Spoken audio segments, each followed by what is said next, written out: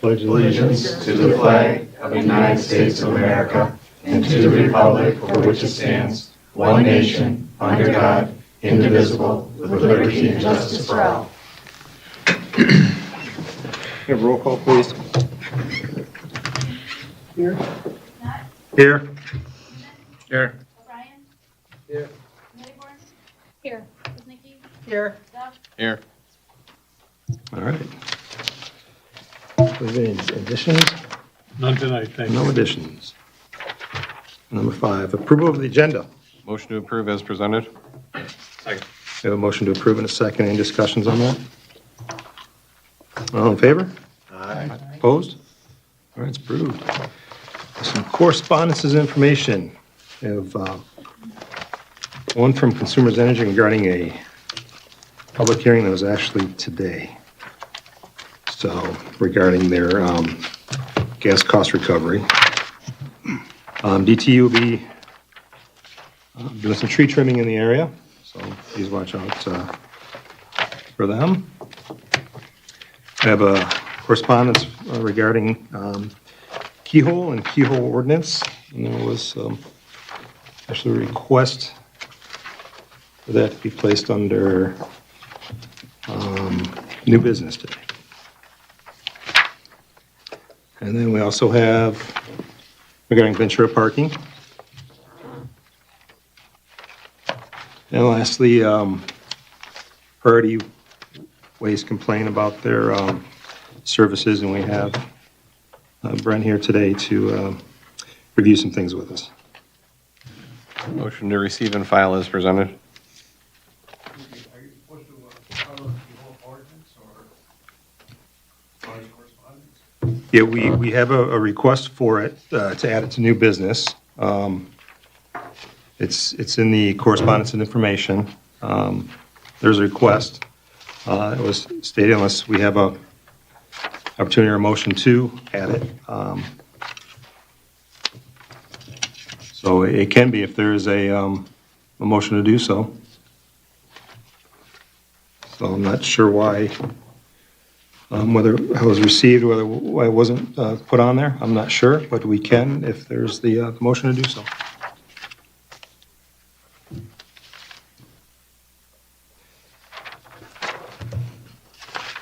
Currently, we have a motion on the table to accept and file the current correspondences and information. Second. I have a second. Any discussions with that?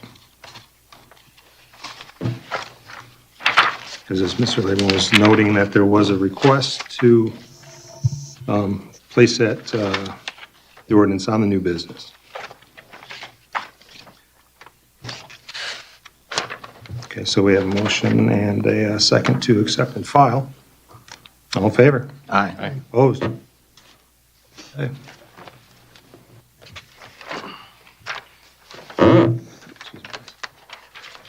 Now coming to the number 7, the first call. for the Motion public. open. It's an opportunity for citizens to address the council on agenda items. And before we get that started, we're just going to kind of review what is the calls are. It's citizens to address council on agenda items for the first call. It's also the opportunity for to speak, and we do a time limit of 5 minutes. And I know in the past that it's been a little more liberal with that, but unfortunately that's been taken advantage of. So we're going to try and adhere to the 5-minute limit as we go. And then again, no comments to be made to the council. So we do have a motion to open. Second. Have a second. All in favor? Aye. All right. We're open. Sure. We have a keyhole ordinance, David Leyburn, 2335 Shaken. We have a keyhole ordinance in this village. I'm not sure how many people know what that means. Point of order, Mr. President. I'm sorry. Is this on the agenda? I pulled this up. Point of Seasonal order, Mr. boats. President. Is this on the Look. agenda? Yeah. Mr. Laybourne, which agenda item is this concerning? I'm sorry. Which agenda item is this concerning? That's on, I'm seeing advertising for boat slips on Wolverine Lake. yes, sir. The first call is for agenda items. Second call is for I thought you put the correspondence in there too. correspondence is in It'd be there. nice if we had the agenda out there. It's online.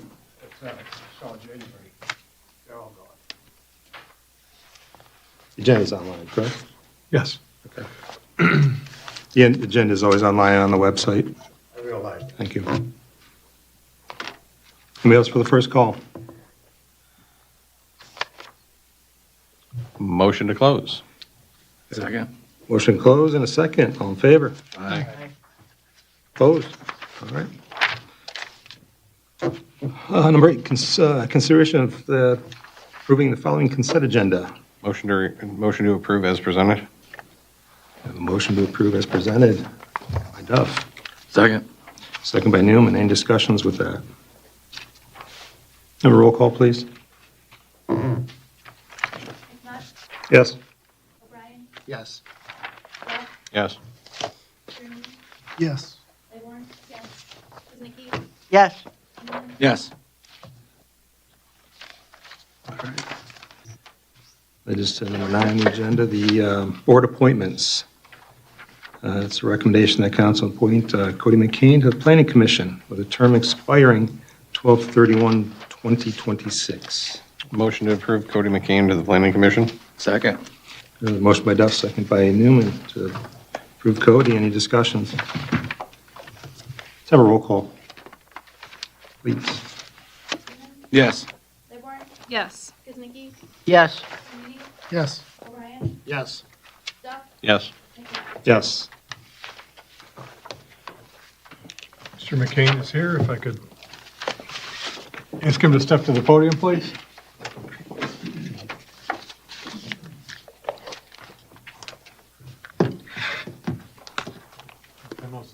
Hey, how are you? Done the drill before. Can I ask you to raise your right hand, please? And then repeat after me. I do solemnly swear or affirm I do solemnly affirm that I will support that I will support the Constitution of the United States the Constitution of the United States and the Constitution of this state, and the Constitution of this state, and that I will faithfully perform and that I will faithfully perform the duties of the duties of the office of the office of Planning Commissioner Planning Commissioner in and for in and for the Village of Wolverine Lake, the Village of Wolverine Lake, County of Oakland, County of Oakland, and State of Michigan, State of Michigan, according to the best of my ability, according to the best of my ability. so help me God. So help me God. Congratulations. Thank you, sir. Thank you, Cody. Cody, if I get a signature? She just signed there by the X.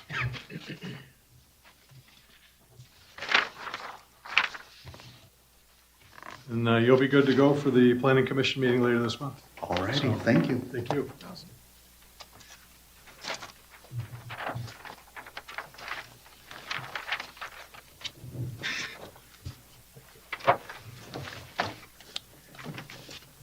Now we have Mr. Brett Quidquit from, First. oh, I'm sorry, yeah, I flipped over, sorry. Sorry, we have the audit. Missed that one. More important. Yeah. Audit person, thank you. Flipped it over. Good evening. Apologize, I'm going to be a little nasally today. Nice to see everyone, and my pleasure to present to you the annual audit for the Village of Wolverine Lake. Once again, you do have a very good report this evening.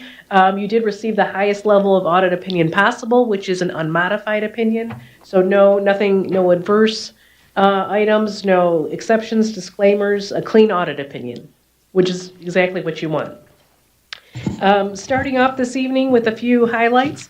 Property taxes, you did not raise your property tax millage, but your taxable value did go up about 6.9%, which is very solid. A lot of the communities are not seeing that high of an increase, but that's attributed to people putting additions or improvements or building new homes, that type of thing, and that raises the taxable values. Or people selling their houses, they become uncapped. So you didn't raise your millage, but we saw a benefit here in the property tax revenues increasing. State shared revenue was pretty flat. It actually decreased like about 1% last year. That's sales and income tax that the state collects. And I think you'll have a report from the treasurer later this evening on the future of state shared revenue. They did make some changes this year, as you know, with the state budget, and that's coming into effect very shortly. Like within the next month, you should be seeing numbers. Ultimately, you did add to the general fund balance, $153,000 this year. The year before, you actually dipped into fund balance. But, so you ended the year with ending fund balance of $2.972 million. You were projecting to dip into fund balance this year, but because your fiscal year is June 30th, you have a lot of projects that kind of, fall on one side or the other at the end of the fiscal year. So that's the middle of the summer, spring, they like to get started. So sometimes we don't get everything done by June 30th. Once again, you're very consistent in your operating expenditures. They were very stable this year, no big increases. But the story is really you got so much done this year in capital improvements here in the village. I mean, that's what we like to see, the money spent on. You got a nice grant for Claire Miller Park. So we're taking advantage of outside money coming in. You had the park improvements, baseball field, tennis court paving, almost $700,000 in road improvements this year. Renovations to the police locker room are in this audit, and a new truck for the DPW. So just a few highlights, but ultimately you accomplished a lot. You got a lot done, all capital improvements for the residents, and not just operating expenditures going up. So that's a great story. No new debt this year. You did that without adding debt. And you paid down $167,000 of principal this year. The pension was 78% funded, and the OPEB is 40% funded, which is right where the state wants you to be. So with that, I know you have a full agenda tonight, so if anyone has any questions, I'm happy to address them.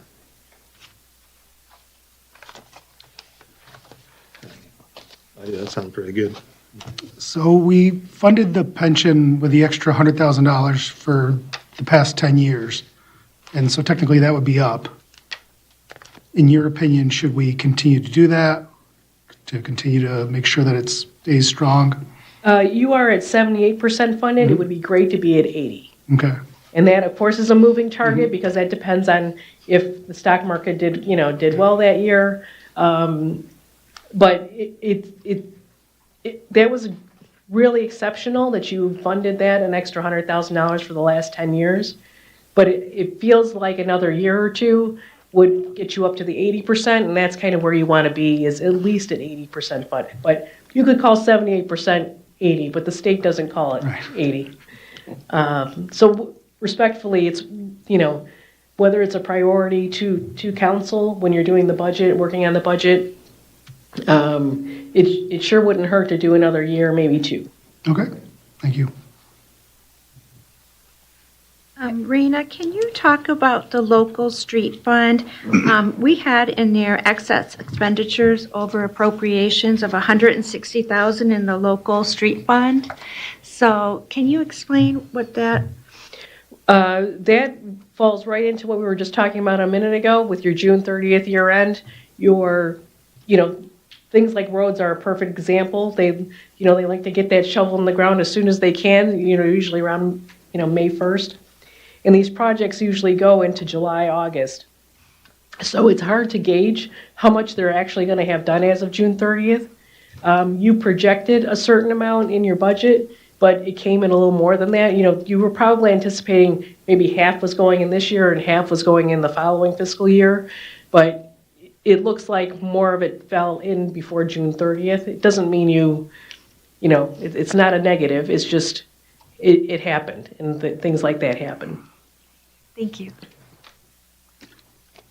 Rena, what financial risks should council anticipate in the next 3 to 5 years? Well, funding from the state and changes that they're making You know, there's pretty significant changes, and despite how they sell it to all of us, we really haven't seen how this is going to shake out as far as the numbers. You're going to see probably in the next 6 months to a year how it's really going to impact the village. They have projections, but they're not, they're not bound by those projections. It really has to do with the money coming into the state and how they're going to, they're in charge of the formulas. So I feel that's a risk. Thank you. Are there any best practices from other similar municipalities that we should look to be implementing? Well, that one's a wide open question. You've done a really nice job here with, you've got a small group, you've got very specialized staff who are all wonderful to work with, and everyone just kind of pulls their weight and gets the job done, and, they all do extra training. So with a small staff, you're doing a lot, and they are taking the time to do training, which I, of course, encourage because of all these new things they keep throwing at all of us. Thank you. I have one question. One of the things that they're thinking that is going to happen is our Act 51 road funds are going to be increasing over the next couple of years. And we have considerable tree work in our road right-of-way. That's perfectly fine to use those funds for that in local and major when there's trees in the road right-of-way of those things, right? Okay. Yes. I just want to make sure.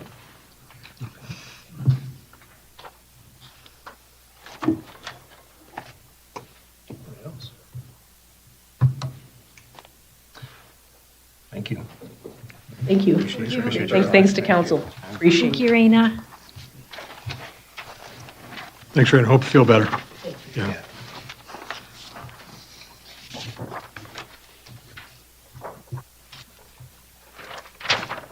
So I guess now we're ready for Brett Goodquit from Priority. If it would be okay, I know they said Mr. Patterson had some issues. Would it be okay if he came up and spoke and then I could address them? Is that okay with council? He's not here. Oh, is that? If you want, this is the email he sent Oh, us. perfect. Thank you. You're welcome. I really appreciate that. All right, so before I read through this, I'm just going to address the elephant in the room. Priority Waste did recently, this past Saturday, terminate Todd Stamper, who was our CEO and one of the founders of Priority Waste. The person who's taking over the interim is named Vince Hyampa. He is also a founder of Priority Waste.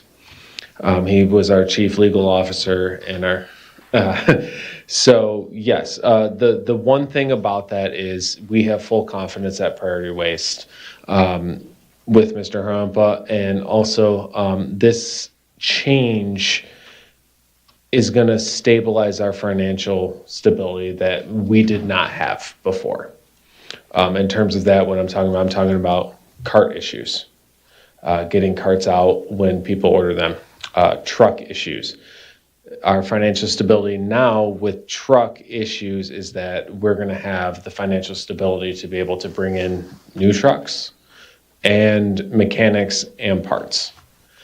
So that's going to definitely be seen from Wolverine Lake. And then also one thing that we did make a change on is Auburn Hills used to be the single provider of services.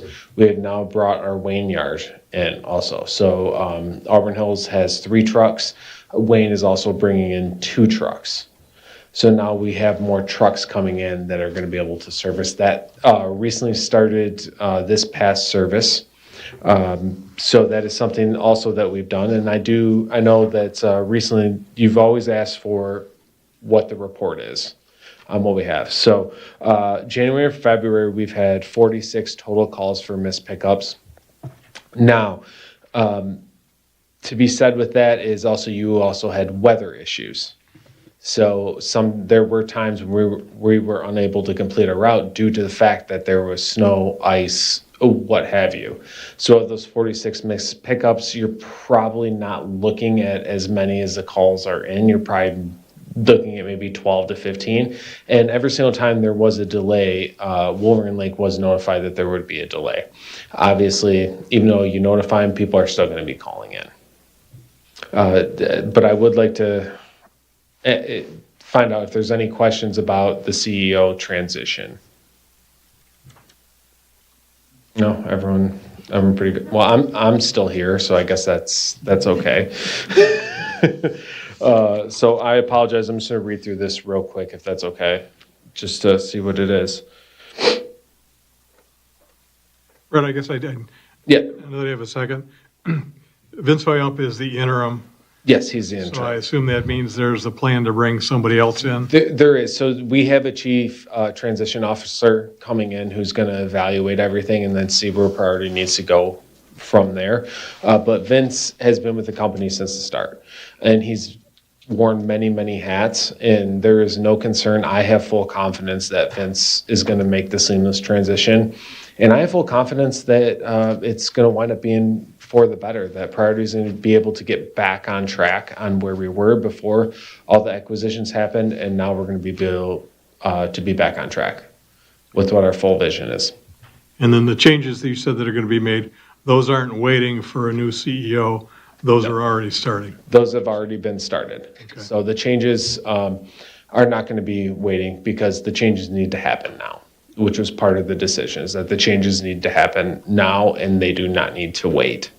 And everyone was aware of the changes that needed to happen. It just took the board decided on Saturday night, which was awesome for me, because I got a nice call on Saturday night and a bunch of calls on Sunday to address the situation. But yeah, I am fully confident in the transition, and I think that us bringing in a chief transition officer was the best thing that we could have done. Are there any further questions about the transition? I think, okay. And again, I apologize. It's the first time I've seen this email, so I want to make sure that I read through it.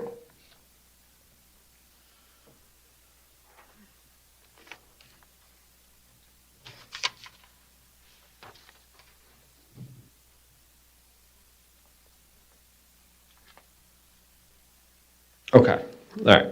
So I've read through that. So yes, obviously there have been issues which we have discussed before. I feel like I do a quarterly update roughly with everything. There have been issues. I'm looking at dated February 4th, and this stuff was sitting out for 2 days. Now, what I can tell you is that there could be multiple reasons. Obviously, we have the cameras in the trucks. This is the first time that I've seen this. I can research it more and send it to Supervisor Gilm just to make sure that we're all set and that is completely addressed. Overall, though, I feel like our services have improved. You may feel differently, but I feel like our services have really improved, because I receive a lot less communication. And when I look in the portal that we spoke about, I believe last time, I do not see many complaints that are coming in besides just, onesie, twosie, I need a new cart, I need this, I need that. So I felt like our stuff has improved, and I feel like it's going to continually be improving with the new changes that we have made. Same thing with the calls to the village with residents. Yeah, I think probably by and large, the calls are down. They do seem to come in bunches, and some of that may be weather related. It was. I think you guys had 2 out of the 4 weeks in January in which the weather it would not cooperate in us being able to get it done in time. So it wound up going on to the next day, which I'm assuming is when you got a lot of calls, because people did not want to leave them out for another day. But unfortunately, ice and snow and the fun weather that we had in January created issues.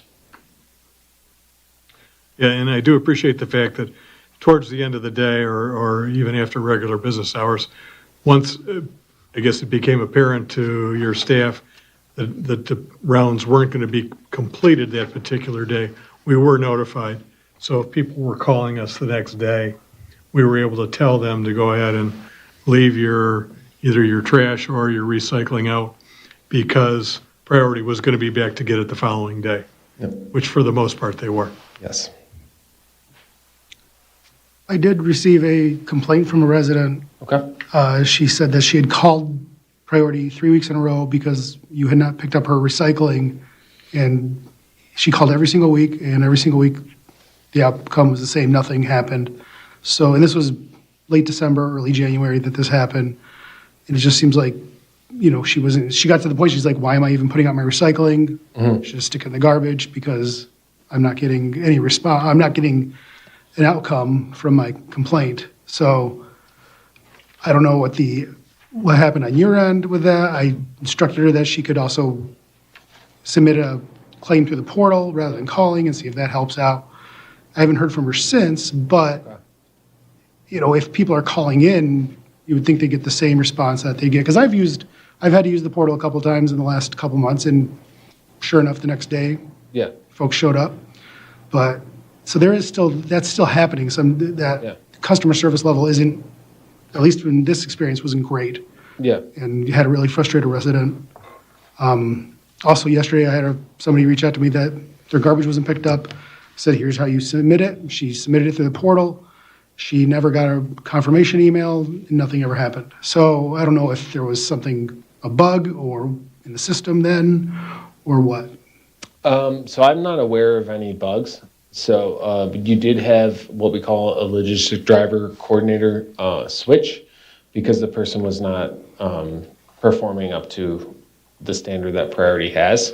And that was back in end of December in which that happened. So you said that that's around that time. Yeah. Yeah. So that switch happened. It went to a person named Sadie Wilson, and that did change. And from what I've seen, based on looking in the portal, because I get all the history of the portal, it seems like the responses have been definitely within 24 hours in which we've been able to get stuff done. Okay. I have a question. Have your company or your drivers ever refused to pick up a recycling bin because of whatever reason? Yes, so And if that happens, how do they know what the problem is? So a lot of the times when that happens, it's because they'll look in there and they'll see that it's contaminated. It's a contaminated bin. If you get so many contaminated bins, then everything winds up in the landfill. Right, So right. the stuff that the past 20 people have done can be ruined by 4 people, and then it winds up in a landfill. So we have trained our drivers in the fact that, all right, if something is contaminated, we will not take that. I understand. You give them a piece of paper or a sticker or something? Oh, Yeah, they're supposed to be stickered, so if they haven't Okay. been, I'll make sure to contact. That they know the reason why it was. Yep.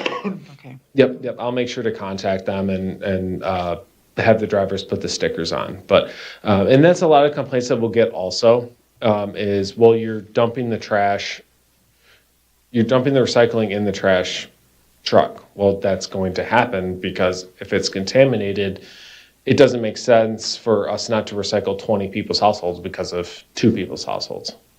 It doesn't make sense for us to do that. So that stuff will come up, but I'll make sure that that they're aware that the stuff needs to be stickered. But for everyone's benefit, I guess it sounds like maybe regular household waste or garbage could contaminate. What other kind of things should people make a point of not putting into their recycling bins? Pizza boxes are the biggest thing that you get. Pizza boxes cannot be done. Styrofoam, we surprisingly have a lot of people who think styrofoam is recyclable. It is not, because that can contaminate. Really, the most thing you get is cardboard in terms of any sort of food coming in the cardboard, anything like that. If there's a grease stain, it cannot be recycled. Because if there's a grease stain, that's going to contaminate everything because the cardboard is no longer usable. Do you have any kind of flyer that lists maybe, could yeah. we, when we do our next mailing, can we include that in the mailing? You know, what was it, spring? We do our annual mailing or what? Newsletter, yeah. Yeah. When's the next newsletter come out? Yeah. Late spring, early summer. Okay. I can send something over early next week that will have everything broken down. Be great, yeah, and we can get it out on the website and by email in the meantime too, so. Yep. Thank you. Just one more question about your Yep. portal. When a resident puts in their missed garbage pickup in the portal and it's closed out as a service ticket, but it's still sitting at the curb for another day, who's closing out those tickets? How does that work?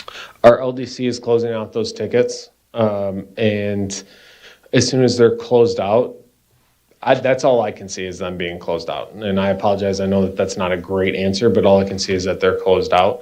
Yeah, the LDC closes them out based on camera footage and GPSing. So they're not going back to the residents to see if there is. No, they're not going back. So what will happen is the resident will get an email or text message based on what they signed up for. So I did that for a missed garbage pickup. Okay. And the ticket was closed out and my garbage sat there for 3 days and I put another ticket in and then finally someone came for it. So I guess I just don't understand how that service can be Yeah. handled from afar when in fact it was sitting there. Yeah. No, I 100% understand where you're coming from, but maybe that was a one-time off. Hopefully it was a one-time off with that.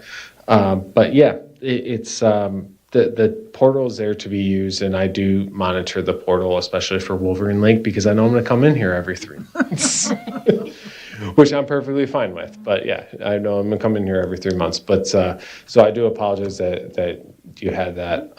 But overall, I really do feel like the services have improved from the first time that I showed up, and I feel like the portal system is working. Unfortunately, in your case, it was not. But yeah, I feel like the portal system is working and has been an advantage for Wolverine Lake. So we had our bulk leaf pickup in November, and that went terribly. Okay. Not only was there were significant delays, repeated truck breakdowns. Our residents many were furious, and rightfully so. And then, of course, we had snow come down and just make a total mess when the plows went through. I know you reached out to the office back in October to get set for this. So we all thought that everything was going to go great. And instead, we had the worst bulk leaf pickup we've probably had in the history of doing this. All right. So yes, I knew that was going to come up. That general manager is no longer with Priority Waste. That is there. We have James Taylor, who I call the miracle worker. I've worked with him quite a bit. Now, how do I suggest this? You currently have yard waste pickup, which everything can go in the brown bags and everything can be picked up. Sorry, I'm trying to figure out how to put this nicely, but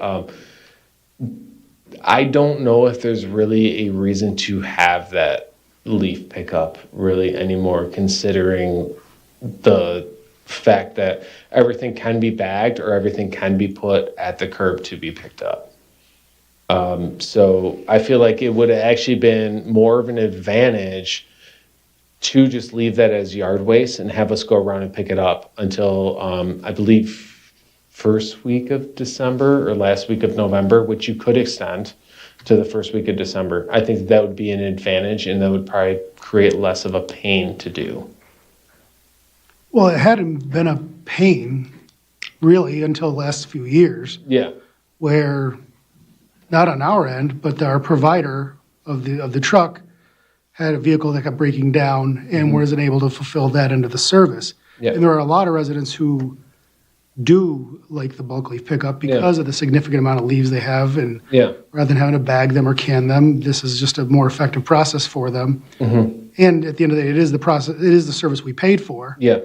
And that Priority knew when they took over the contract. Mm-hmm.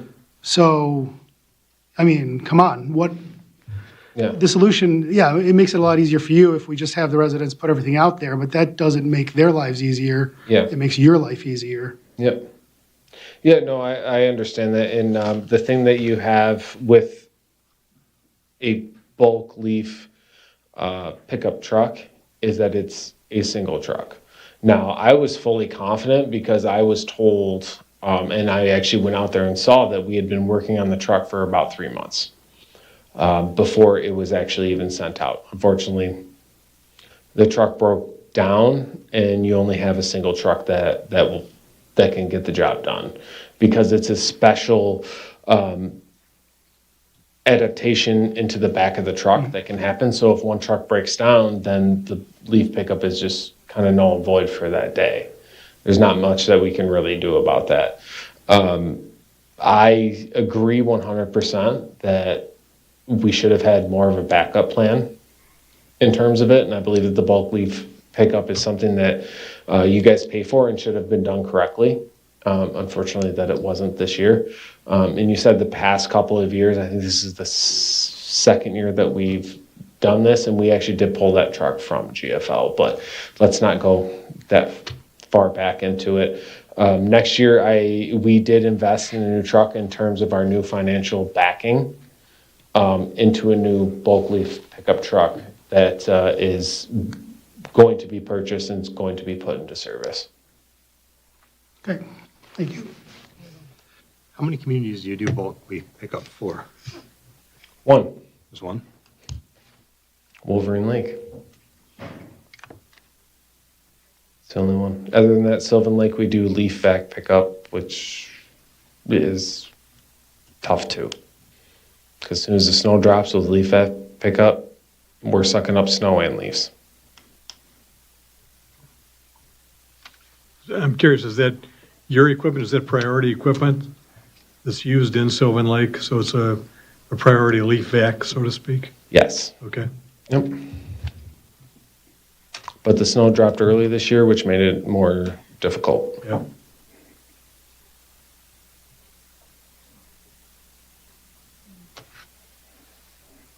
I don't think it had snowed before December 1st, though. I mean, had we been on time, we extended it out, and it was in that extension period that Yep. the snow came. Yeah, yeah. Well, I was just talking about Sylvan Lake because they go Oh, until okay. like the last week of December or something like that. But yeah, no, snow didn't have an issue with Wolverine Lake. The biggest issue came with the truck problems that we did have. It was an issue for us, the snow, because there were so many leaves still on the Yeah, ground. but that was also after when it was supposed to be. I think last week of November or first week of December, everything was supposed to be done. Going off the top of my head right now, but Yeah, we had hoped to have everything done before Thanksgiving. yep, And then it was actually Thanksgiving weekend that we got hit with our first significant snowfall.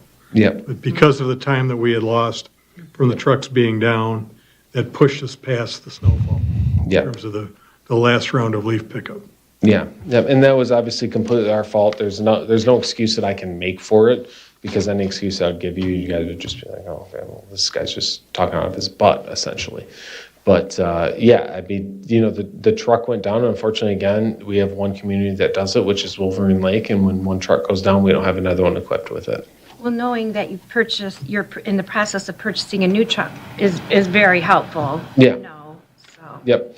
And a new general manager is going to be extremely helpful for you. Again, his name is James Taylor. I've worked with him previously up in Saginaw in our Flint yards, and he was able to come in and work miracles with the city of Flint. He was also the person who was able to come in and work miracles with Clinton Township and Sterling Heights when he came in. And now we moved him over to the Auburn Hills yard, which is where this is serviced out of. So I have full confidence in him being able to get the job done. Yeah, and I can set up a meeting so you can meet him.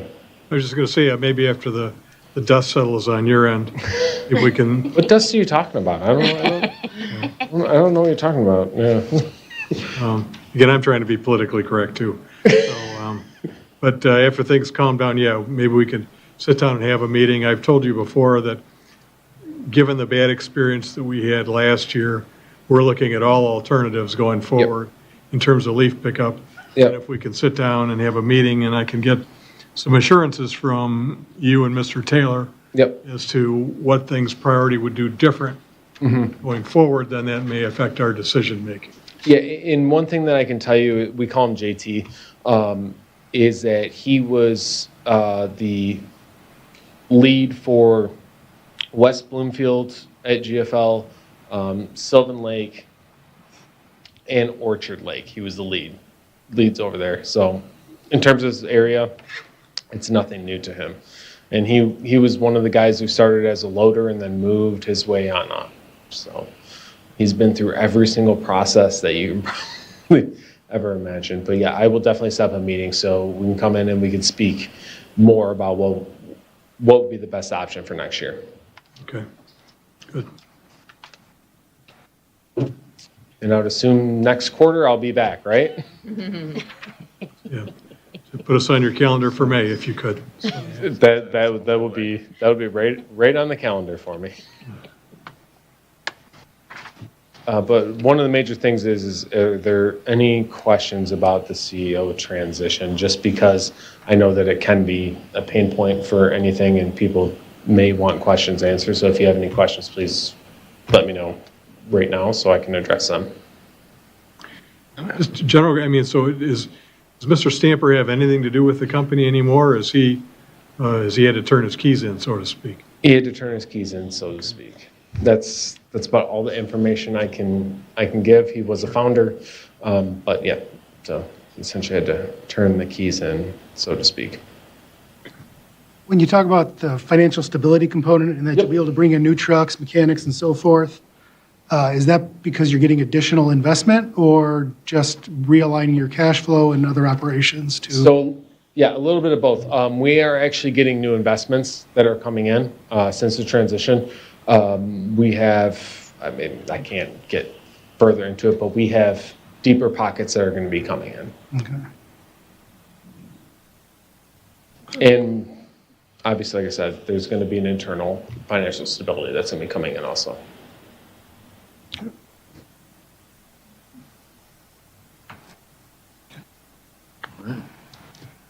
Anybody else?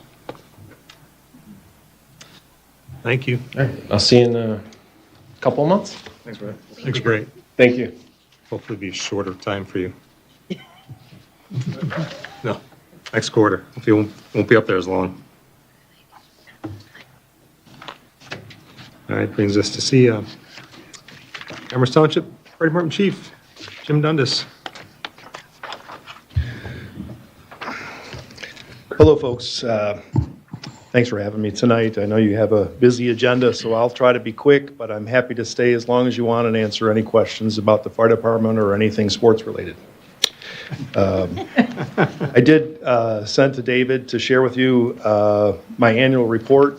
This is an accumulation of some of our accomplishments from 2025 and some statistics about our service. I'd like to highlight a few things, generally speaking, and remind you of a few things in terms of the state of the fire department and the service that we provide to your community. Our current SAD, our millage, runs through 2028. Right now on our roster for the fire department, we have 40 career positions, including myself and 3 administrative staff and 36 full-time firefighters. I also have 10 part-time paid-on-call firefighters that help. We have an excellent relationship with your police chief and the police department here in Wolverine Lake, and we work together with them daily.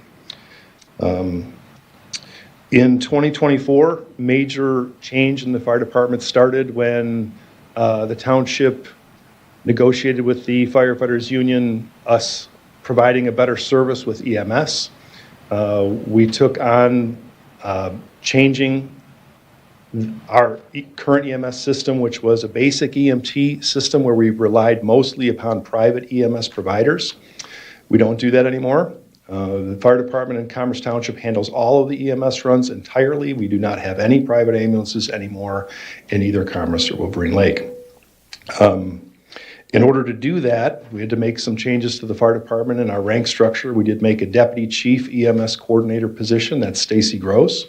She handles all of the training, equipment, and billing that has to do with the fire department. And certainly, if any of your constituents have any questions or issues with that, please send them to me or her, and we'll be happy to try to explain or make them happy with any issues along those lines. That may not seem like very much, but that's a big change for the culture of our fire department.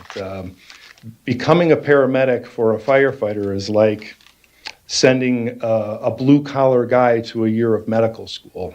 And I don't want to talk down about them because I include myself in this category, but it doesn't necessarily come easy for those guys to take a year out of their lives and study being a paramedic, which includes understanding how to read EKG rhythms on a heart monitor. It includes learning all of the emergency drugs that they might be able to administer, the skills of starting IVs and things like that.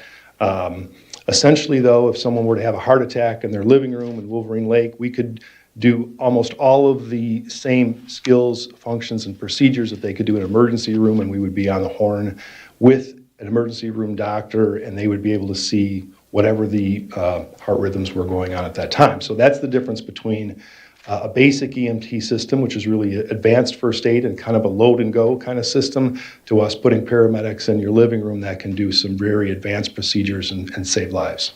Right now, I have 22 paramedics on our staff, with another 9 in paramedic school and a couple pending. And so by the end of 26, maybe early 27 at the latest, we expect that 34 of our full-time firefighters out of 36 will be paramedic trained, and that is an excellent accomplishment.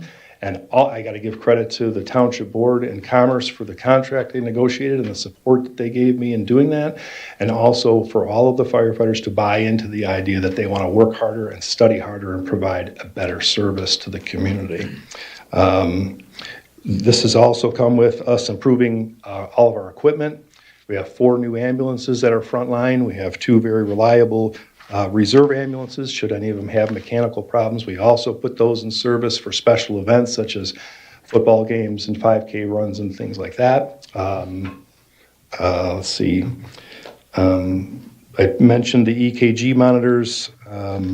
We also have power load stretchers. These stretchers allow for one person to put someone in the back of an ambulance without risk of dropping them, up to 700 pounds, with very little risk of injury or the liability of dropping them as well. But these are very expensive equipment that we got doing that. We just recently received an ATV unit that we're going to mark up, and that's going to be in service for us this spring. That'll be something that we will use when we have emergencies on any of the trails. And we will also use that for football games, special events, 5K runs, and anything that we need to get off-road on. It'll have a stretcher and a Stokes basket in the back, and that'll be something that we'll be able to put in service. And we did make it street legal as well, Chris, so there'll be a license plate on it. Yep. Seatbelts and that sort of stuff. Some of the other changes that we've made recently with the fire department, and I hope this doesn't sound like I'm bragging, we do have a fitness program for all the firefighters, which includes mandatory annual physicals that provide that they are fit for duty. And they have also agreed to a mandatory daily fitness program. So all 4 of our fire stations have fitness equipment. Some of it was purchased by Commerce Township. Some of it was donated to us by Planet Fitness. So we have very nice exercise rooms, and all of our guys have bought into the idea that they're going to spend at least 1 hour a day lifting weights or on a treadmill. Within the last year, we also promoted one of our captains to a training officer position. Is also a deputy chief rank. That's Marcus Lease.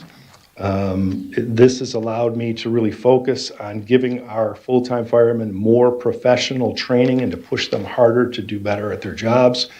The training officer, I've given him some marching orders that he has to have 3 main targets for what we're trying to accomplish with our training program. The first is that we want to continue to train our paid-on-call firefighters on the most fundamental skills of being a fireman and give them those opportunities so that we can groom them to be career firemen someday. And then the second goal is to give all of our career firemen team building goals where they practice with our equipment on real-life scenarios to become more efficient at their jobs. And thirdly, we want to continue to grow our leaders and provide leadership training where we give them things like conflict resolution training and also decision-making skills for what they have to deal with as an incident commander on emergencies. In terms of training, you'll see us out on Wolverine Lake next week. We'll be doing some ice water rescue training, which is a super important skill for all of you folks and all the other lakes in Commerce Township as well. The guys don't always like doing it because it's cold out there, but it's certainly a very, one of those low-frequency, high-risk kind of, emergencies that we face occasionally, and we hope that everyone stays safe on the ice. One of the bigger goals for us for next year is I have a very exciting project that we're going to be working on behind Station 4 here, which is right off Glengarry Road. That's where my office is. We're looking at a grant-funded project that's going to help us build a training tower back there, and that is something that we're super excited to have a nice place to train. And again, one of the best parts of my job is I work with really good people and I work for really good people, and my guys are excited about providing a better service and being a more professional department to everybody. So with that, those are all the things that I wanted to say. If you have a chance, please read our annual report. I'm happy to answer any questions anybody has about EMS or fire at this time.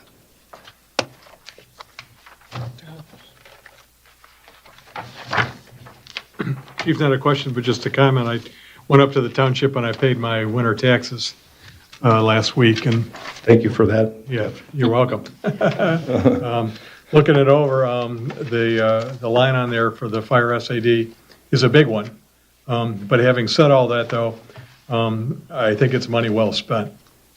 And I compliment you and the township board for the changes you made, the expansions in the EMS program.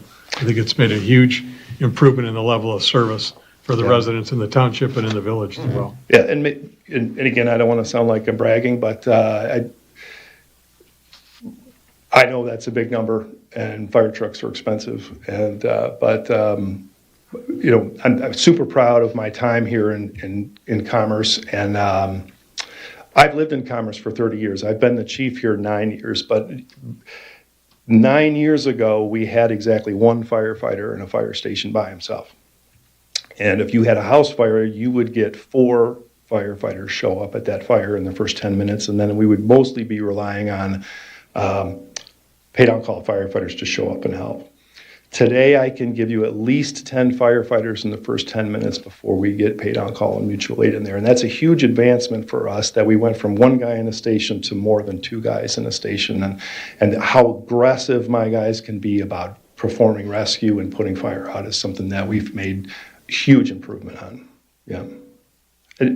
About 80% of what we do is EMS related, but those fire runs are dangerous, and super important to have the right number of guys that are working hard at it. Chief Dundas, I was really impressed reading your report, and I applaud you and Commerce's efforts on the EMS and all that, and the physical fitness training, and nothing worse to see a doctor or a nurse that's 300 pounds, and so that you really take that serious. So, I mean, I'm not putting you in the same thing, but I'm just saying that the physical fitness that's required for a firefighter is incredible. Yeah. But just carrying your equipment alone, and then trying to handle somebody else on top of it on a ladder. And I don't want to make it sound like I'm cracking a whip on them. It's a mutually beneficial thing. The incidence of heart attack, strokes, and cancer are much higher in the fire service than they are in the general population. They're high there too, So they benefit from it in terms of having a wellness program, and we certainly want to have our firefighters all fit for duty as well. So, yeah, thank you for that. Chief, I had a quick question. If a resident was interested in getting one of those Knox boxes installed, is that something that's available to the Wolverine Lake residents as well? Yes. What would they do? Just call the firehouse? They can call me, yep. Perfect, thank you.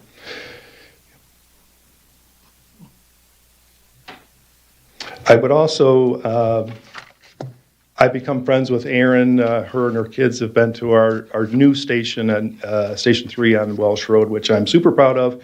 And I would certainly offer to any of you an opportunity to come tour that station. And I've gotten good at giving that tour, so I'd be happy to explain to you. It was a big project for me, and a big improvement for the fire department too. But Station 3 is, that's a super nice station, and I'd be happy to share that or any station with you as well. You've had the interest in seeing it.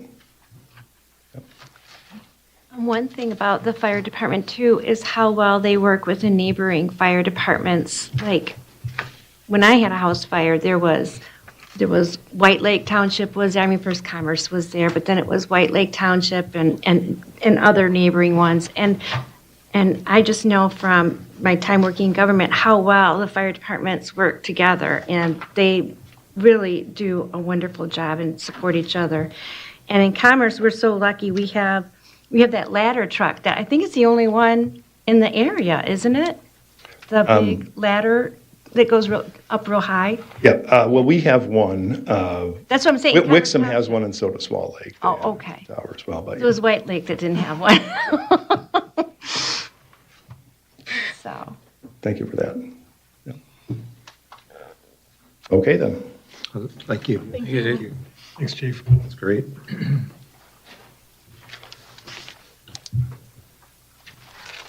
And just to D, recommendations, Mike Powell, he's not here. So we don't have any public hearings? No. Nothing tonight. There's 12 new business, Parks and Rec, recommendation that we release $825 for the Easter Bunny Lunch. Motion to approve as presented. Second. Motion by Duff and second by Newman. Any discussion? The roll call? Yeah, yes. Yes. Yes. Yes. Yes. Yes. Yes. Brings us to B, the Penny Lake Pump House water quality. Council, the next two items, I guess, are somewhat related. The first has to do with a follow-up that council had asked additional information from DPW Maintenance Leader Andy Stone, who is here tonight, about potential options or improvements that the village might be able to make to improve the quality of the water over in the Penny Lake area. And then the second, our report has to do with repairs that have been recommended to Penny Lake as a result of the recent inspection that was done by Brown Drilling, work that had been authorized by council back in December. So with that, I'll turn this over to Andy. Thanks, Dave. Feel like the warm-up band going up after the headliner here with Chief Shakinis and all that stuff. That's great job with the fire department there. I guess we should do like a little bit of a recap on the water quality for residents that aren't familiar with what's happening there. Back in May of 25, I gave a report to council. We had some complaints about high iron, and some residents wanted to see if it was feasible for the community to filter the iron out of the water at the pump house as opposed to in-house filtration systems. Spoke with two professionals at that time, gave a report to council, kind of indicated some of the adversities that would come along with that, and council would like some more information on that. Went to a third company. Council has correspondence through, I called up Adams Well Drilling and Filtration, met with Brian Adams, their filtration specialist on that side. He kind of paralleled some of the adversities that would go along with trying to filter at a community well level as opposed to a point of use level. This council wants me to go through all of these adversities. Certainly anything could be done. I guess basically, some of the adversities would be that the filtration system would be years in the process of engineering and research. Of course, all of this would have to go through Eagle as well. You'd be looking at putting in a whole nother building to house the filtration systems. As I mentioned before, I think some of the residents think that we can put in a paper cartridge inside the pump house just like they do in their house and We've got 8-inch water mains inside there. This is not a point where you just put in a spin-on filter someplace. This is a whole building where you're gonna have multiple containment units, a separate building from what we have existing, to be able to filter out that water. When you filter that water, you have to have a place to be able to flush out those filters. These aren't ones you pull out and throw away. They get backwashed with the water existing. When you have a byproduct of the iron, you have to have a place to put it. We currently don't have any sewers at the corner of Penny Lake Drive and West Drive. Just some of the adversities. Anything's feasible. If you wanted to run sewers there, build a building.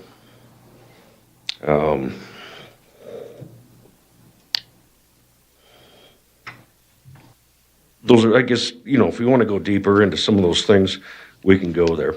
I'll be happy to answer any questions.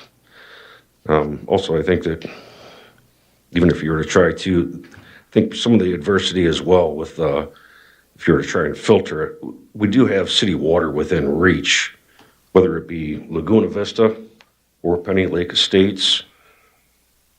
It is tappable to get into city water in either of those. And I think if you were to go to Eagle and say, we want to put a filtration plant in, it's going to cost us millions of dollars and years of research and development, they would say, we aren't going to permit you to do that. You've got city water within your grasp. You can tap into that if the product that's coming out of the community well is objectionable enough to the community that they would want to move forward in some kind of a situation like that. I think if at some point we did want to move forward and try to connect any or all of either of these areas to city water, that's probably a couple-year process too. That's not a quick fix. Absolutely. I guess I can go in tandem with that, with the well work that's being done at Penny Lake Estates currently.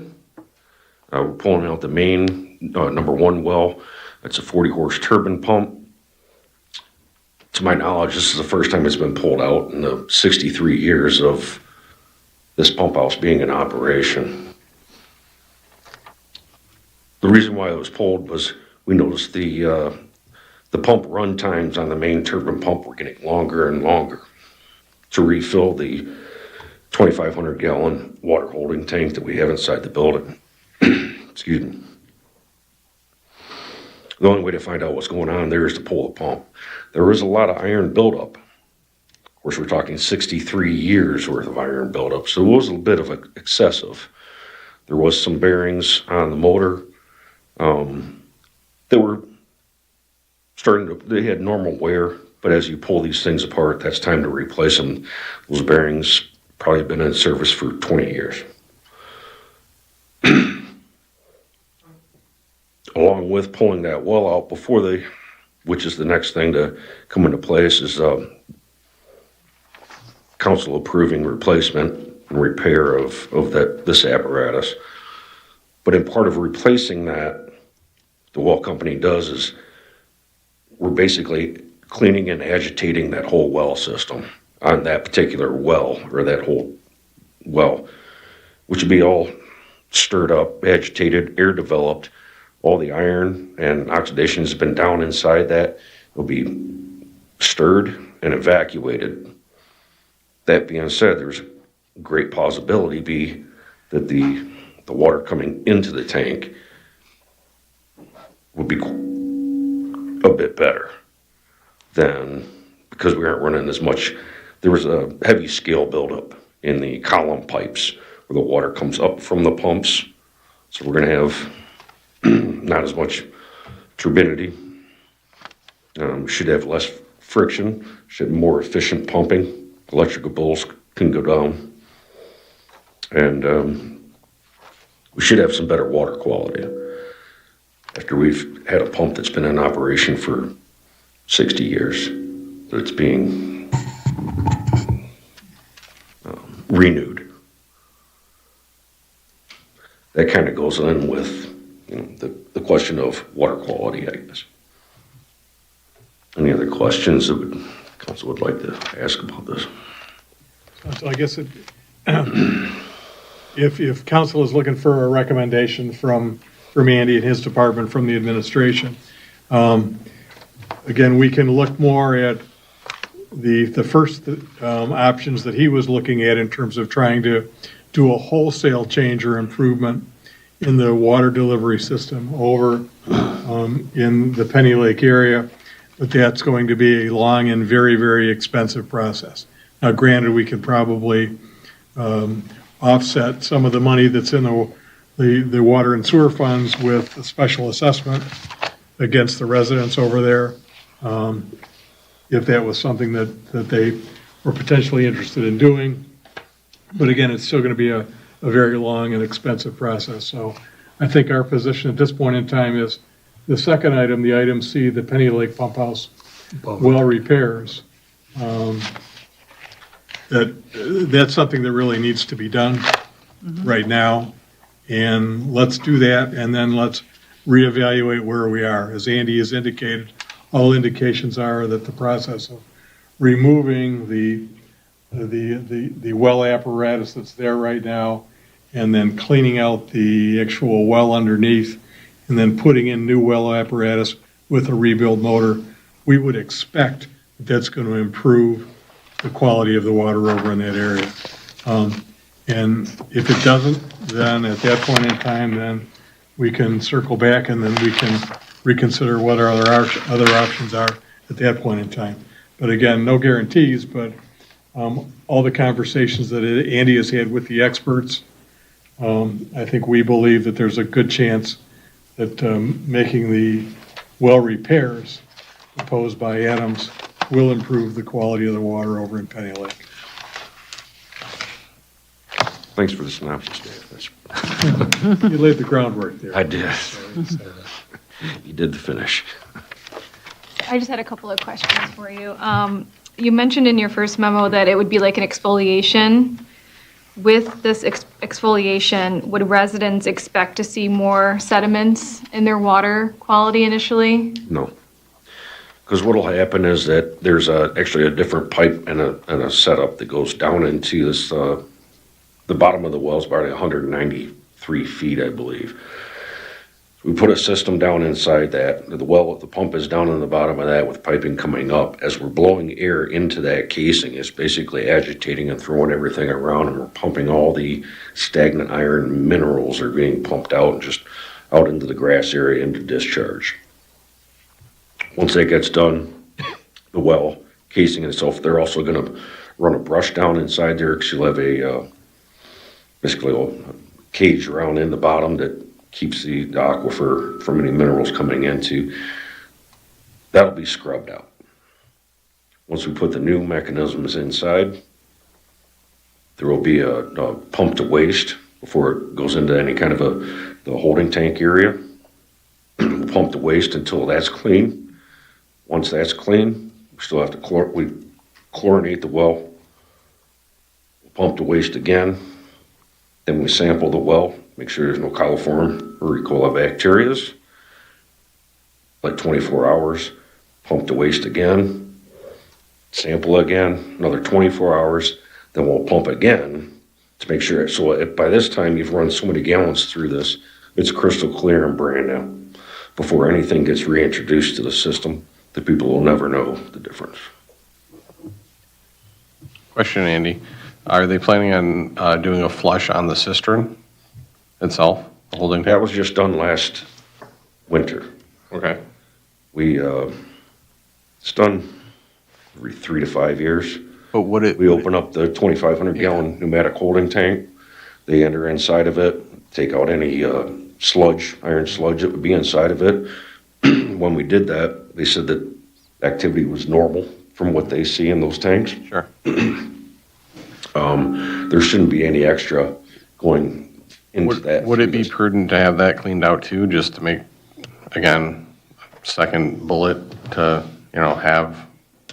All the waste and the byproducts that we're doing is going to go nowhere near the holding tanks Okay. that we're at. Everything's gonna be cleaned and pumped out into the yard. That can be cleaned up in the springtime. Usually there's, excuse me, dry throat.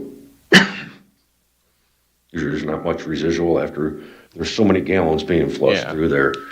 We're talking, 7,500 to, 75,000, 100,000 gallons of water that'll be pumped through here to make sure everything's clean and sterile. Okay. So there shouldn't be any sediment entering the tank Excellent. from the new project. Yeah. Thank you. I have a few questions that were messaged to me because this resident couldn't be here, so I'm just going to go through them. Mm-hmm. What is the maintenance plan moving forward for the pump houses so that we don't have to do this again in the near future? Maintenance plans. I mean, would we do anything differently? Well, I was speaking with the well company today. He said there's something, this is, the well's been in there for 63 years, okay? We just started recently getting indications of the slower pump rates coming in. So it's held up this much. And what they do is they'll run the pumps, time the gallons per minute that flows through the meter, and also time that and say, okay, well, we noticed instead of taking 5 minutes to refill the tank, it's been 7. The next month, it's been 10. There's an indicator of an issue. This has been going on for about a year and taking these readings. Now, that was our indicator. To find out what the problem is, you have to pull the whole thing out, okay? Our initial quote on that, or just doing that, was about $10,000. Okay, so as I speak with ground drilling, even today, so what can we do in the future to try and help prevent this? Well, we could do a preventative and pull it out every 10 years. Basically, you're pulling it out to take a look and see if there's any issues, even if you don't have indicators like flow resistance.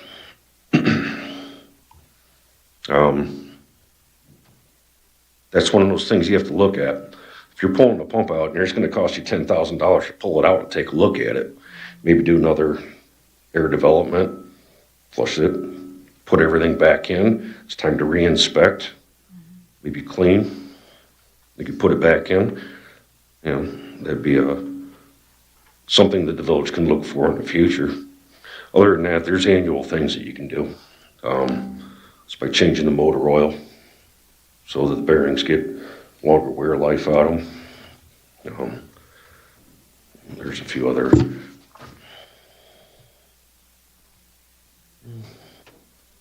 And with that 10-year, was it Brown Drilling that mentioned that would they recommend something like that, or did you not get that far in the conversation, like a best practice? It's something that can be done. Okay. If we're interested in doing something like that. I think that's a point where you have to say, well, okay, $10,000 to pull it out and take a look at it. Right. See what's happening, and then put it back in. Mm-hmm. Everything's working good. Usually you take indicators from like I was saying, pumpage recovery time. Usually you want to go for an indicator of something that says, well, we have an issue. You don't just necessarily pull the engine out of your car to make sure everything's working good. You're going to say, well, something's going on. Let's take a look at this and this and this. So, again, you're going at 63 years on this one.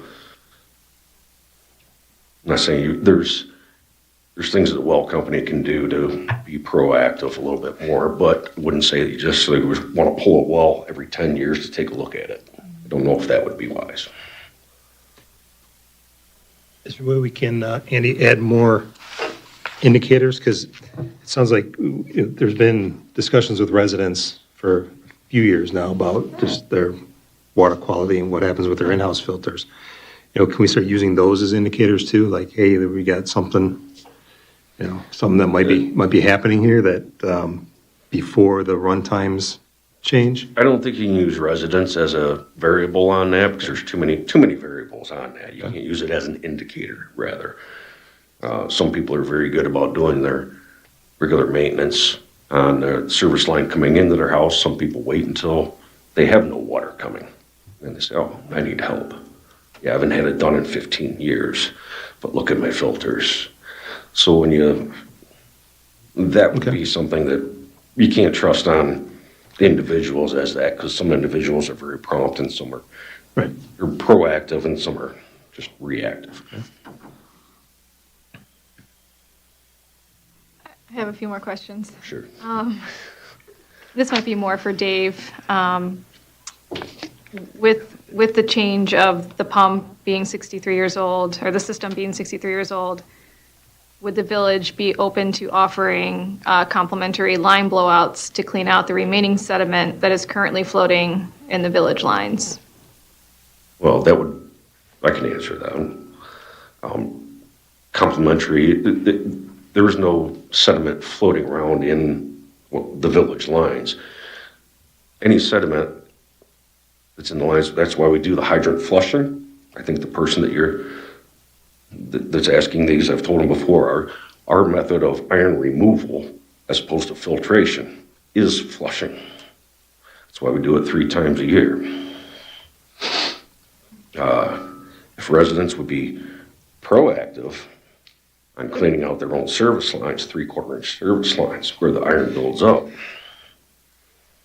that's where they need to be. Their maintenance, that would be the equivalent of them changing the oil in their car every 3,000 miles, as opposed to somebody says, well, I just went 50,000, I need a free purge, do my oil change for me. So, of course, would be up to council and administration, but the flushing of the hydrants will remove the iron that's there.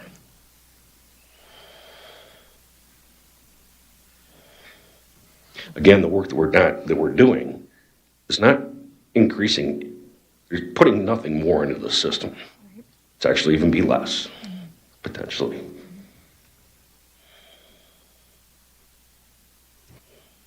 That's all for now.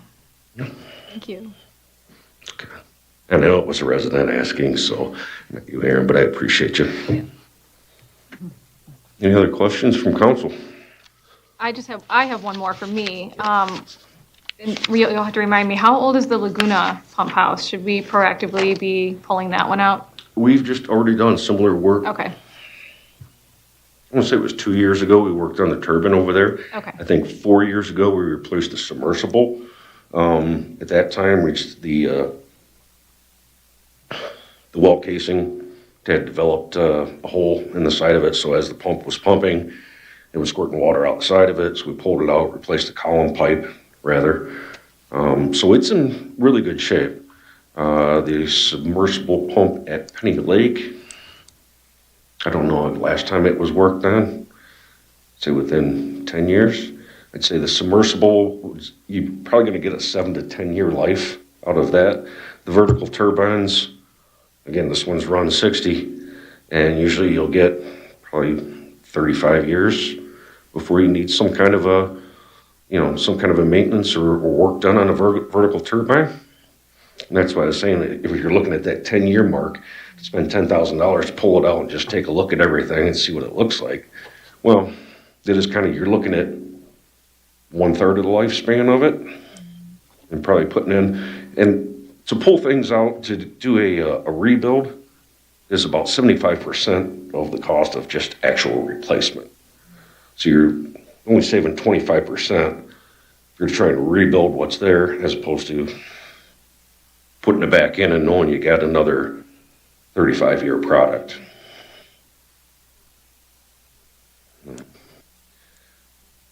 Thank you. So all that being said, Dave, do we need approval on to move forward with the total well replacement by council? Yes. And I had noted in the memo that's under 12D, I'm sorry, 12C in your council binders, but there was a question about the timing, and the window that Andy had been given originally was 4 to 6 weeks for the work over there.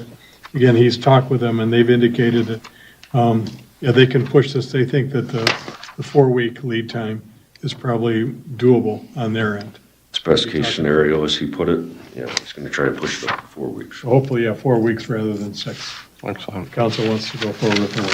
Yeah, I'll make a motion that we approve the 69,300 as presented for the replacement and reinstallation.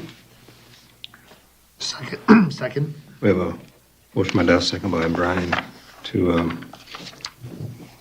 approve pump installation and cleaning of it. Any discussion with that? I just have one final question. Is there any disruption in service when any of this is going on? They'll never know what's happening. Perfect. Yeah. Right now, we're still working off of the 15-horse submersible on the Penny Lake system.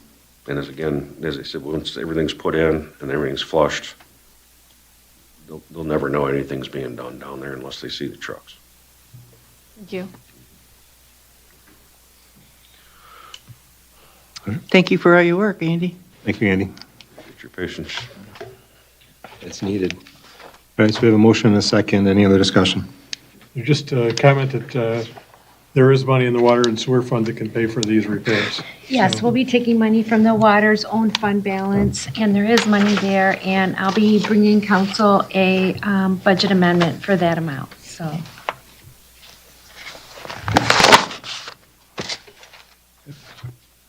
This kind of repair, this is why we charge the residents the quarterly maintenance fee. And we build up a reserve to deal with situations like this. So that's what the money is there for.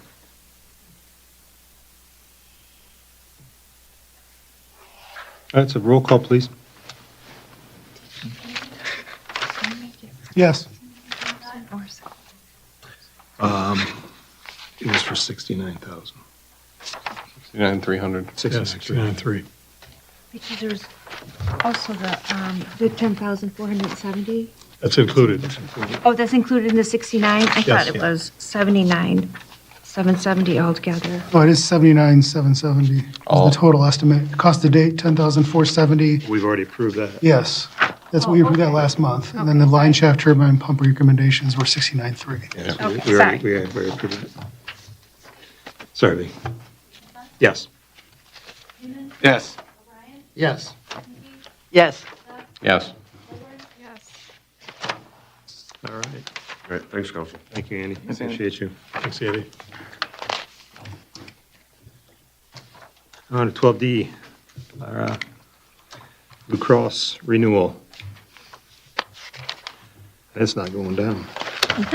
No, I know. Healthcare is definitely not going down. But we are basically in the best position we can be. You recall that we went out to bid, looked at all of our options a couple of years ago. That's when we made the switch from Blue Cross Blue Shield to Blue Care Network, which at the time resulted in significant savings. However, in about 6 months, those savings were gone.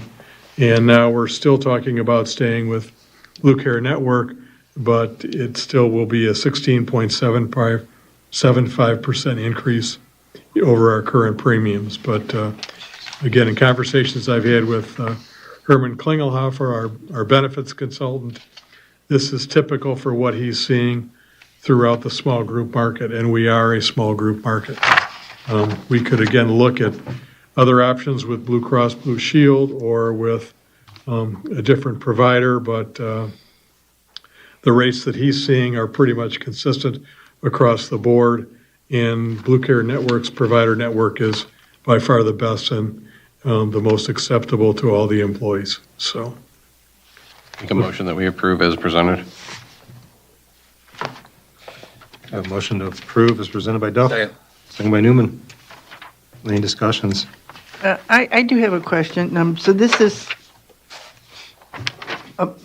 medical care, right? Yeah. yes, And is this for the life of the person? Does Medicare not take over when you're 65? this is insurance for our active employees. Well, I saw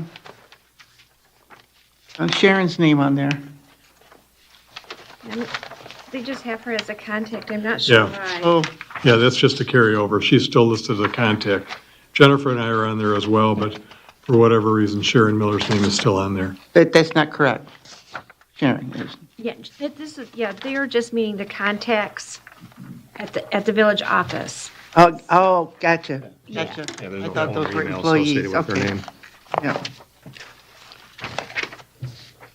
Yeah, those contacts don't have anything to do with coverage. In fact, for example, I have my retiree health insurance under Medicare through the city of Royal Oak, so I don't take the village's health care at all.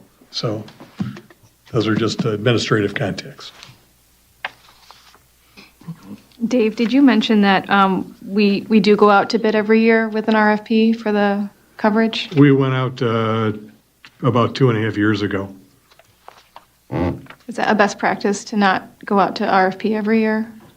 The changes really aren't significant from year to year, so at least that's what Herman has indicated to us.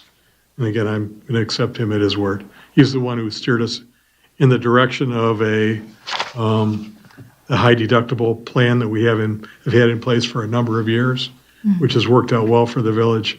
And now he's indicating that this is typical across the market. And at this point, he didn't see a benefit to going out to bid.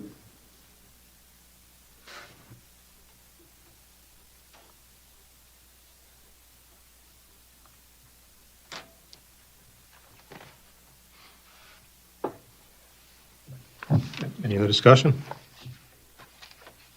Let's have a roll call. Yes. Yes. Yes. Yes. Yes. Yes. Yes. Leads us to our goose nest egg destruction. No Roundup again, right? No Roundup again, that's correct. Maybe this is a sign of spring, I don't know, I guess we can be optimistic and say that it is, but we need to start thinking about what we want to do this summer in terms of our goose situation on the lake. As I've indicated in my February 6th memo, the state requires a resolution from the local governing body every 5 years authorizing participation in the program going forward. So what I've given you is a resolution that would approve participation in the goose nest egg destruction program for this year and then the following 4 years, so for a total of 5 years. The state is still discussing the capture, transport, hold, euthanize program for this year. At this point in time, I'm not asking council for authorization to submit that application. Number one, you have to participate in the nest egg destruction program before you can even make an application for the other program. But if you recall, we did talk a little bit conceptually about the euthanization program last year. And at that time anyway, it's something that council was not interested in doing. So at this point in time, again, I'm just asking for a resolution that will allow participation in the nest egg destruction program for the next 5 years. And I already have the application ready to go for this year if council approves the resolution. I make a motion that we accept the resolution as presented. We have a motion by Duff, Second. second by Newman to participate in the goose egg nest and egg destruction. Any discussion on that? All in favor? Aye. Opposed? All right. Thank you. Thank you. Brings us to F, our Citizen of the Year. I think we have 4. 4 nominations, that's correct.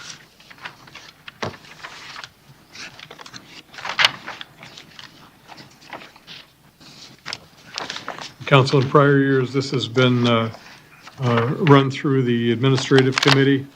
Council decided this year if there were less than 5 nominations to bypass the admin committee and just have discussion here at the council table. So as we just said, we had 4 nominations, so the issue is in council's hands now. So is this point now, do we have discussion first before we nominate? I think you could handle it any way you want to handle it. Okay. So, Well, I mean, I think discussion is a good way to start, obviously, so Yeah. people become familiar, because not everybody might be familiar with all the people that are nominated. I think all four candidates, quite honestly, are very good and very worth being awarded the award. If I had to narrow it down, however, I would say it's probably between Debbie Stewart and Bonnie Beach, only because of the amount of work that's been done, or I guess a lot of it is kind of up to the person's doing the nominating as to how much history they want to give. Because I just personally happen to know Bonnie Beach, and you could probably do 3 pages worth of things that she has done for this village that wasn't even in the nomination. So she has given tirelessly, and every time I go to the, if you go to a Tuesday in the Park, or if you go to the Fall Festival, she's always there helping. She goes to the bunny, or the Snacks with Santa, and she probably would do the bunny one too if she were in town, but she's usually in Florida. So she gives quite a bit, back to the village. And she's been on numerous boards in past years. She's currently on the Veterans Board and the Beautification Board. So, I mean, just from my point of view, that's what I would propose. Your recommendation would be Bonnie. Correct. So is that a motion? Is that a motion to do that? I think it was just discussion. I mean, feel free to discuss. I don't discuss any of the other ones. I mean, I've been just telling you my take on it. I think it should be other discussions too. I mean, if anybody knows anybody else. Well, You know quite a bit, Mark. I work with all 4 of these nominees, so this is great and also annoying. Jane and Denny Keplinger, I work with them at the Weekend Food Program for Hospitality House. I see it every Thursday. Jane and Denny collecting the most bags of any of the volunteers, loading them up, 60-plus bags being delivered to schools, regardless of the weather, as long as school's in session. And I know they've been doing this since this program started, and I know they are also very well respected down there where they live, by their neighbors, and have always been very helpful. Also, another supportive of community events as well. I work with Debbie on and Up. She puts in an extraordinary number of hours to run the boat rally, organize it. It's a one-man operation, and she's just, anybody that's helping is just taking orders. And of course, she's always helping out with when we do our millionaire parties and other things for On and Up. And I know she does tremendous effort. From the time I've been a part of the village doing work, I've seen Julie Miller doing work. She was a part of the beautification committee way back in the 90s. She was on Park and Rec when I joined. She ran Park and Rec for a year. She reinvigorated the beautification committee and brought it back into existence and runs it now. She is at Snacks with Santa, Bunny Luncheon, Tuesdays in the Park, you name it. She comes to everything. She's collecting tickets at the corn roast. She was the one who, back in 2020, when everybody was in their houses, went out and cleaned up all of the village signs when they were the old signs, and they were severely neglected for many years. And she wanted to get something done, make the village a little prettier, even when everybody was kind of stuck and down. And then Bonnie, I mean, I know she was on planning when it started. So that was a fair long time ago. She's been a part of the Veterans Memorial Committee. She helps out at every event, pretty much in the village, oftentimes covered in syrup from the snow cone making. And so I think she's run more than one shirt helping out. And she's always committed, always willing to help out, and offering her time and energy to whatever's going on. So it is just, 4 excellent candidates that we are blessed to have in the village, showing the best of this community.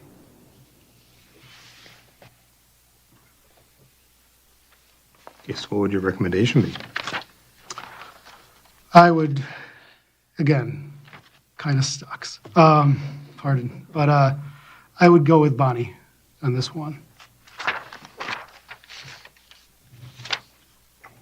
It's always next I make a year. motion that we accept Bonnie Beach as the 2025 Village Lake Citizen of the Year. Second. We have a motion by Def, second by Jimmy for, toward Bonnie Beach. Citizen of the Year. Any other discussions? So roll call, please. Yes. Yes. Yes. Yes. Yes. Yes. Yes. Congratulations, Bonnie, and thank you. Normally, I would say that we would make arrangements to have Bonnie here at the March meeting, but she lives down the street from me, and I got a feeling she's still going to be in Florida. Yeah, I think But when I see that she's back in town, I'll reach out to her and we'll get her in for a meeting as soon as we can, so.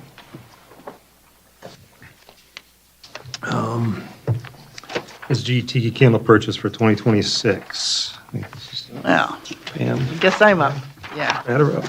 Yeah, so I'd hoped to have that in your packet for Friday, but I didn't hear back from English Gardens until late Friday afternoon.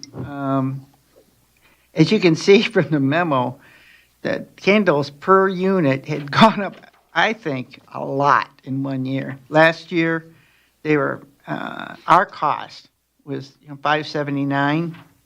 This year, our cost would be $6.59. I mean, close to $1 increase per candle. Last year, we sold them for $5.50 for ease of money, for the sellers and just making change easier. I'm still in favor of either rounding it up or rounding it down for that one reason. I don't want to be stuck with someone, $6.59. So I had asked my contact, Bob at English Gardens, if we ordered more cases. I asked for 12 initially because that's pretty much what we sold last year. And I thought that would leave it, we sold out before Tiki Night, actually, for the first time in the 10 years I've been doing this. So I thought, well, what if we ordered more, 13 or 14 cases? And there's 24 to a case. I don't know if people are going to be celebrating more this year, being it's the 250th anniversary of our country. I'm thinking maybe they will. And I'm thinking that maybe if we do more, I think at the end we put it on our Facebook. I'm thinking that if we put it in more places, because when I first started, I actually put flyers on the mailbox of every single person that was on this lake. And our police department stopped me and said that was illegal, so I couldn't do it anymore. So other than, that, to make sure everybody on the lake is aware of it, we do an email blast now that, the village is selling them. And maybe if we try putting it on Facebook, and maybe we can even mention it again on our spring mailing, to encourage it. It's not so much I want to encourage the sale of the candles. I want to encourage everybody lighting up the lake. That's what's so pretty. Whether we don't make money. Hard to say when it's on a weekend. There's a lot of alternative There are. solar and There different are. options out there. There are. Are we getting to a point now where we encourage residents to get those that are reusable, that are, That could be part of, our pitch too. Just light up the lake and maybe even give them options. Like I said, I'm not here to make money, and the village isn't here to make money. Right. So, solar or lost money? the citronella base, candles or torches, I guess. So we're just trying to make it easy. Yep. So, I'm welcoming anybody's thoughts on this because I sure don't have a Ouija board. Just one other comment, if we ordered more than we sold, we can store the extras Like we had in the past, yes. for future years, and as you said, they're not going to get any less expensive No. going forward, so. And I was told the increase was due to tariffs. I don't know if that's true, but that was the reasoning I was told. It's many factors. Yeah. Yeah. I guess at what point would we consider the cutoff is just getting? Yeah, because it is getting expensive. Yeah. hmm And it is probably reaching the point of people actually, it's not worth it for them to do it, too. So, I don't know. I mentioned to Pam earlier when we were reviewing this item, and I think I brought this up last year as well. I don't know that we need to be in the business of subsidizing even a small amount for the lakefront homeowners. I think if we were to increase the cost to $7 per candle, any donation, anything we have above and beyond that could be donated to On and Up to put on the firework display. So that would be my thought, is to increase it to $7, then we don't have any change at all. Any coins, if you will, and that donation would be made to On and Up.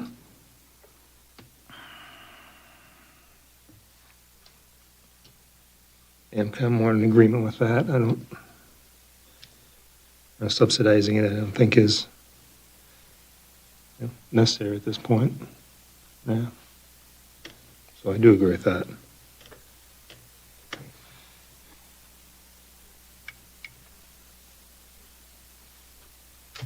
$7 sounds good. I don't have a problem with $7. $7. 13 cases, so we have a few more because it's the bigger year. I'll make a motion that we purchase 13 cases and charge $7 per unit for the tiki torches. Second. We have a motion to purchase 13 cases, and at charging of $7 per unit, 13 case purchase at $2,056.08. Yes. Motion by Newman and a second by Duff. Any other discussion? Roll call, please. Yes. Yes. Yes. Yes. Yes. Yes. Yes. Thank you, Council. Leads us to H, the request to go to closed session immediately after agenda item 19 to conduct the administrator's annual performance evaluation pursuant to MCL 15.268, section 1A. I'll make a motion. Second. A motion by Duff, second by Newman. All in favor? Aye. Opposed? All right.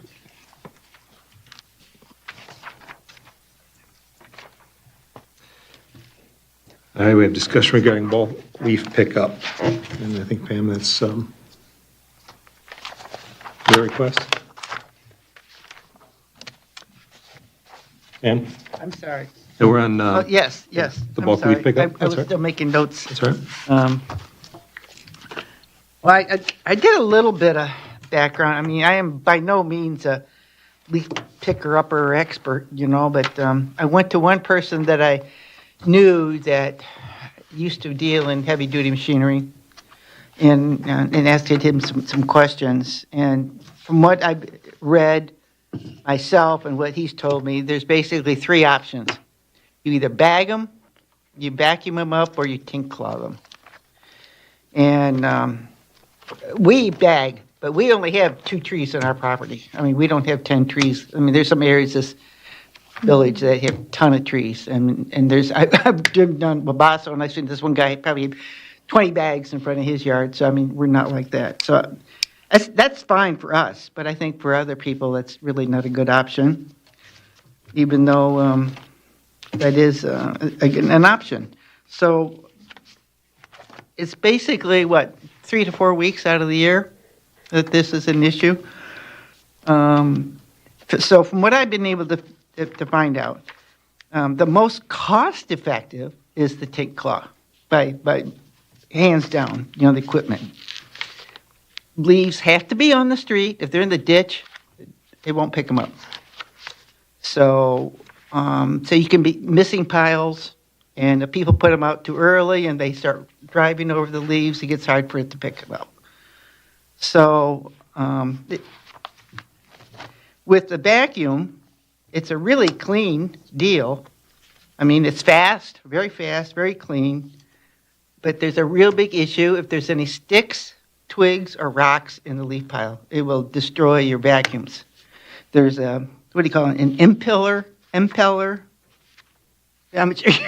not a mechanic. Motor that's involved with the vacuum, and that it causes havoc on that. And you might even have to replace your vacuums like every 3 years if you were to buy them. And he guessed that it would be probably, he hasn't been selling for a while, but $30,000 to $50,000 just for the vacuums. So, in thinking about that, and what Priority said tonight, the tink claw, is it really a problem with the tink claw, or is it a problem with the truck? And I think this year the problem was with the truck, more than the tink claw. But I'm not an expert, and Andy, I would welcome any suggestions or comments you'd like to say, but I just wanted to kind of review this because it's been brought up several times by residents as to what we should do going forward. The breakdowns incurred in the truck itself. Yeah, well, that's what I was wondering too. Can we get? It's been priority truck, Do you have a line item out for what we actually pay for the leaf pickup, Jennifer? In addition, as part of the money that we give to Priority as far as garbage? Yeah, we get billed for the. Specifically, leaf. Yeah, for the leaf pickup specifically. Yeah. So that becomes in a separate bill, and that is to the next year's trash, and it's one of the factors that is in what you pay for your trash bill. Have we gotten that bill yet? About the pickup this year? No, not yet. Yeah. So I mean, I we- think we should be able to negotiate some kind of deal for last year because we Yeah. didn't get a good service. Right, we haven't been billed for it yet. Right, we haven't been billed yet, so. And that's what Brett was talking earlier about. They purchased a new truck. I think So that's where the Dave. proof is in the pudding, but I hope they do. If they do, it'd be perfect. And I think we probably would just go on as is. So I don't know. I just, this is what I found out. And I'm not making any suggestions, but it sounds to me like, because at first I was thinking, well, the vacuum sounds really cool. When I lived in Ann Arbor, I'm pretty sure Ann Arbor has a vacuum, but I'm not positive. But it's quick, it's clean, but it's expensive. And if there are any sticks or twigs in the pile, it can hurt your vacuum. What's going to happen? Yeah. Now, who is the person you're going to meet with Brett? I forgot his name. JT. Taylor? JT. Mr. Taylor, yes. JT. Yeah. So, Mr. President, I'd be interested to see if they could do both of them at the same time. Some areas might be more applicable for the vacuum truck, and some might be better for the tink claw. With JT and Prior? Yeah. Okay. Yep. Is that something we can? Yeah. I can certainly talk to him about it, yeah. Okay. Yep. Yeah, I had talked with a member of the staff in Sylvan Lake last week. I'm waiting to hear back from the city manager. He was on vacation last week. They had a council meeting tonight, so I expect I'll probably be catching up with him later this week. But the information I got from the city clerk who I talked with last week was that, yeah, they do use a vacuum truck that's operated completely by Priority. There is absolutely no city employee involvement in their leaf pickup program at all. All the residents need to do is to get the leaves to the curb. And then, in theory, Priority comes around with a vacuum truck and scoops up the leaves. And there may be some residue that's left over for the residents to clean up, but the majority of the leaves are picked up by the vacuum. But what she indicated to me was their experience was a lot like ours was this year with the garbage truck with the chute on it, that the truck was breaking down constantly. And same thing, they got behind the 8 ball. Then we had the snow over the Thanksgiving weekend. They're looking to have a meeting with Priority in the near future to talk about the upcoming program, the program for this year, to see what assurances they can get from Priority to make sure that they're not going to have the same problems that they had this year. So it sounds like they're kind of in the same boat we are. But again, they've used the vacuum operated by Priority in the past. The other community I talked to was the city of Plymouth, a little bit south from here. Their situation is a little bit different, but in talking with the supervisor at their DPW on Monday, he said they use tink claws, and they have two different size tink claws. The smaller tink claw is easier to navigate and move around trees and mailboxes and things like that. But they do use the tink claw. They have used their own trash truck. They have their very own trash truck that they use. So they have a city employee driving the trash truck. They have a city employee who operates the tink claw to load the leaves in kind of the same way we do. The difference is it's their employee, not a Priority employee. It's their truck, not a Priority truck. He said the rubber is going to kind of hit the road there this year because their trash truck is on its last legs. And he said as part of their upcoming budget discussion, they're going to need to have to make a decision as to whether or not they want to replace the truck or if they want to look at alternatives. Do they want to, instead of using the trash truck, he said the big benefit to using the trash truck is you get the compaction. So it reduces the volume of the leaves down quite a bit. He said the other things they may want to think about doing are getting their own vacuum truck. He said they may consider seeing if they can rent a truck instead of actually owning the truck.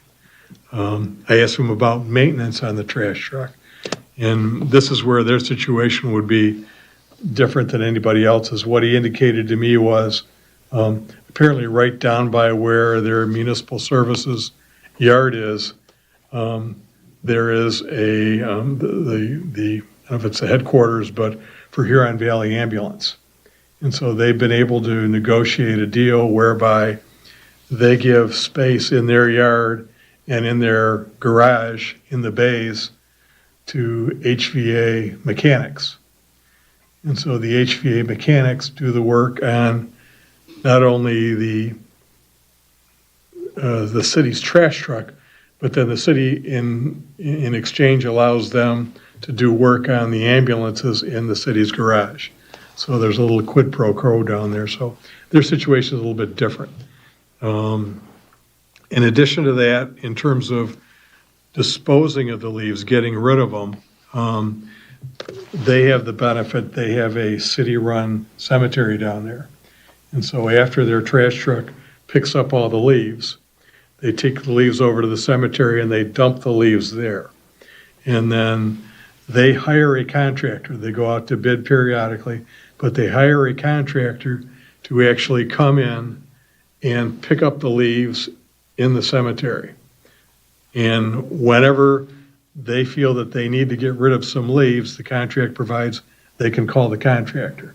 So if they're making the call in October or November, when the landfills are still open, then in theory the contractor can come and can pick up the leaves and take them to the landfill. If they make the call in December, after the landfills are closed, the contractor still has to come and pick up the leaves, and what they do with them is really up to the contractor. Whether they take them back to their yard and store them in their yard or whatever, but the pickup is entirely done by an independent contractor. So their situation isn't quite the same as ours. So I think Sylvan Lake is probably a closer fit to what our situation is. But The only other thing I thought of is there any large landscape companies that, that are cutting grass and doing things for people that may have their own vacuum and trash truck? Is that possible? Well, I mean, I don't know if there are any landscape companies that have their own trash trucks per se. I'm fairly confident that there are landscape companies that have vacuums, have trucks that are enclosed. And whether it's a vacuum or whether they have some other method of getting the leaves into the back of the truck, but they're covered, they're enclosed, and then they could haul them away. I mean, in terms of what our options are, yeah, I think you've laid them out. I mean, we can try to work with Priority to stay with them, hopefully with some assurances and some safeguards in place to make sure that they live up to their end of the deal. We could look at trying to do something in-house, but the equipment is going to be very, very expensive. We're going to need to add on to the garage because we're not going to want to have the equipment sitting outside all the time. So that's going to be a very costly alternative. In addition, we would have to, at this point, we only have one of the 4 DPW employees working on the leaf pick at any one time. Leaf pickup at any one time. They're driving the tank. Somebody from Priority is driving the truck. If we were to purchase equipment and take the whole operation in-house, then we would have to have probably 2 or 3 employees at a time doing the leaf pickup, which means that for the entire leaf pickup season, basically, no other work would be getting done in the DPW. Nothing against the maintenance leader, but. And then where would you put them? And where would you dump it? Well, we'd still be taking them probably over to Spurt, over to Wixel, to the landfill to get rid of them.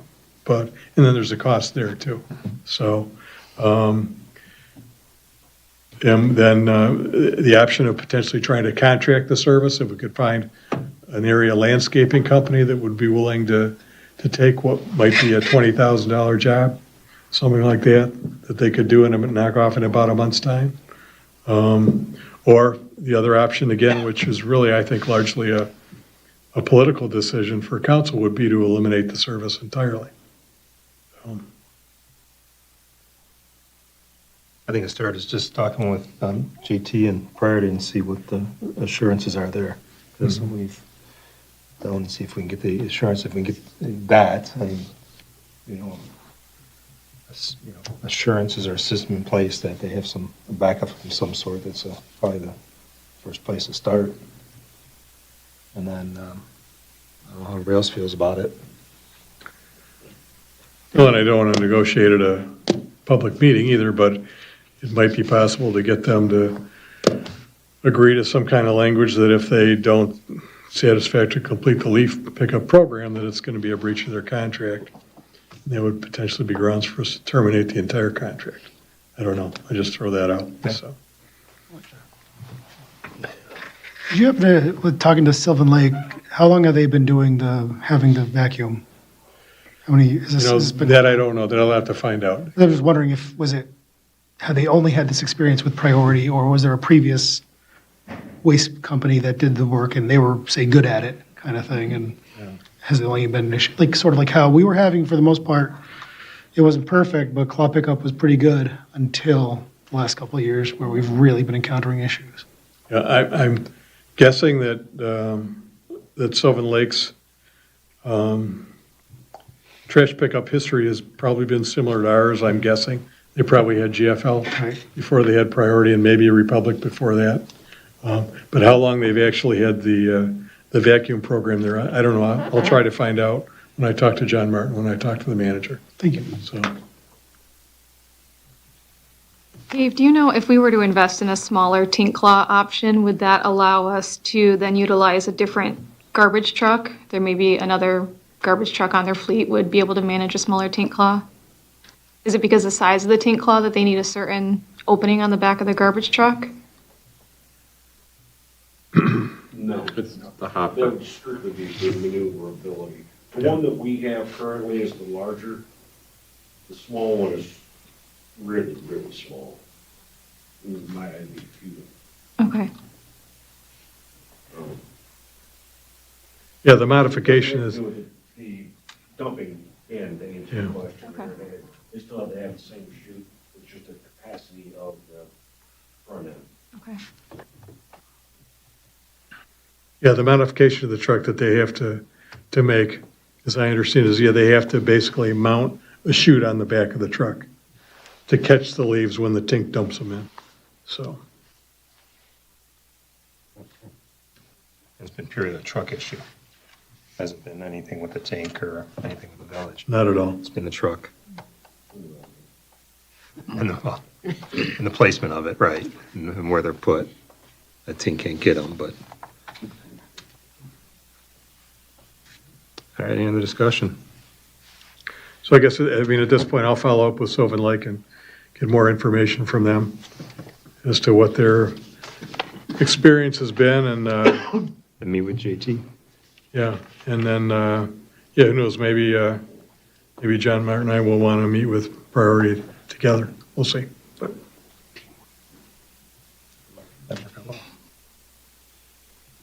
Okay. Yeah, maybe there's strength with both of us doing the same thing. You know? Maybe there's a deal there.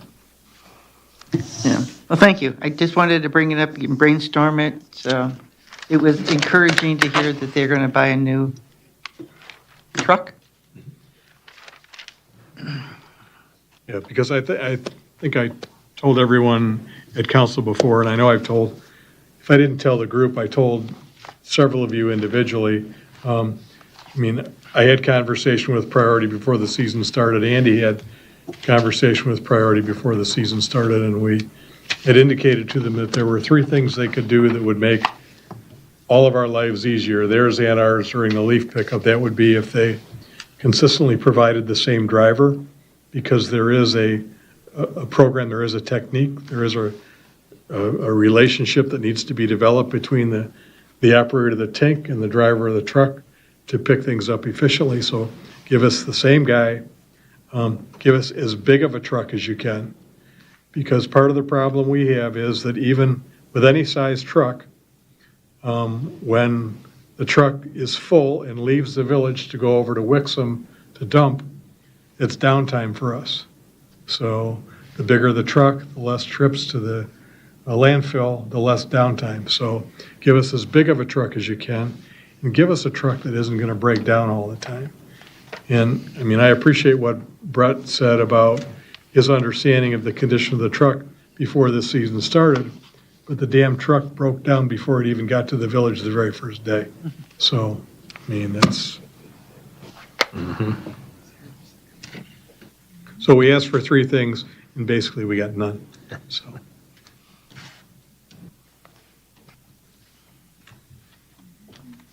That's an offer.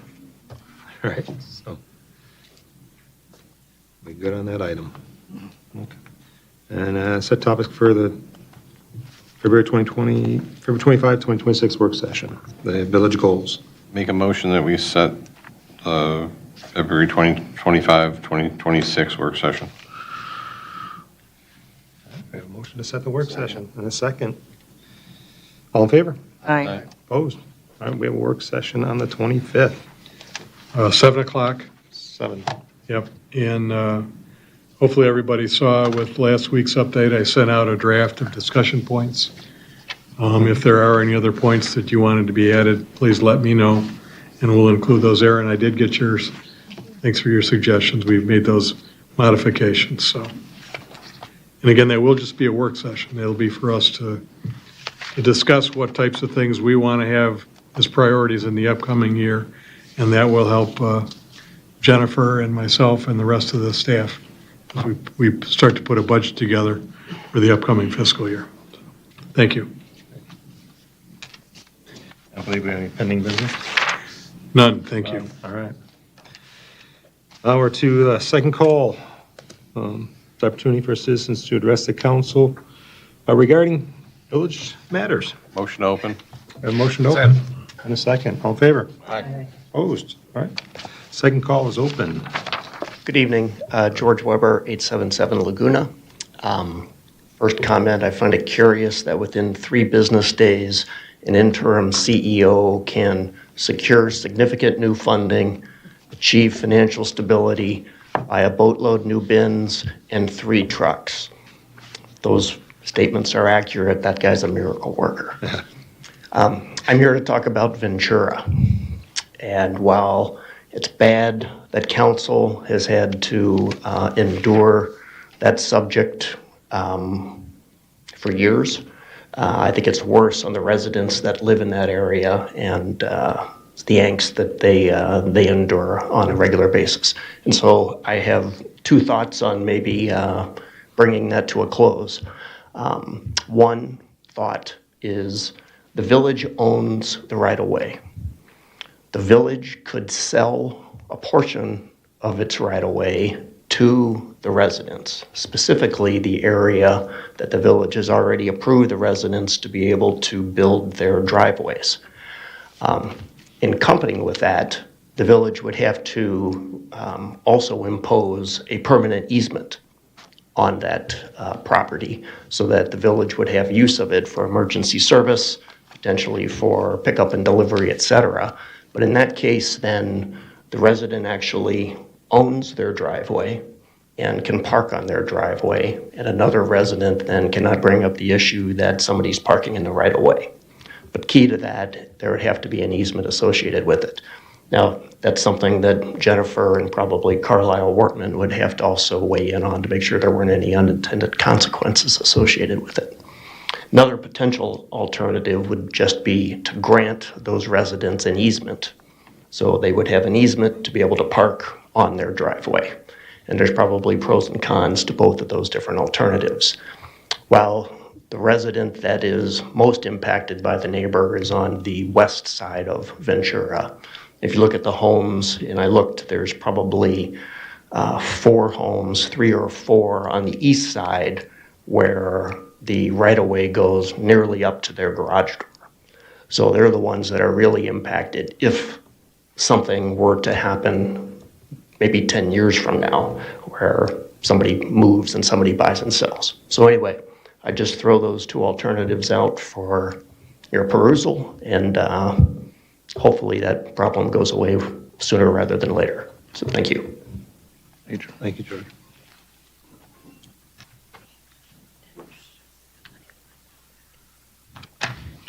Dave Leyburn, 2335 Shaken. Last spring, I brought in a couple articles of people wanting to rent a spot on the lake, but nobody paid attention.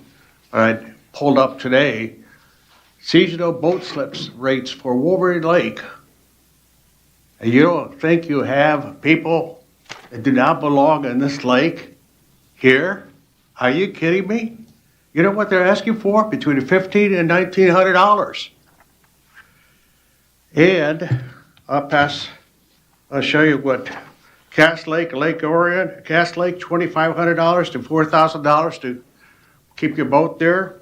Lake Orion, $1,000 to $2,500. Even Wall Lake has a marina. Did you know that? Just like we do. They're all illegal.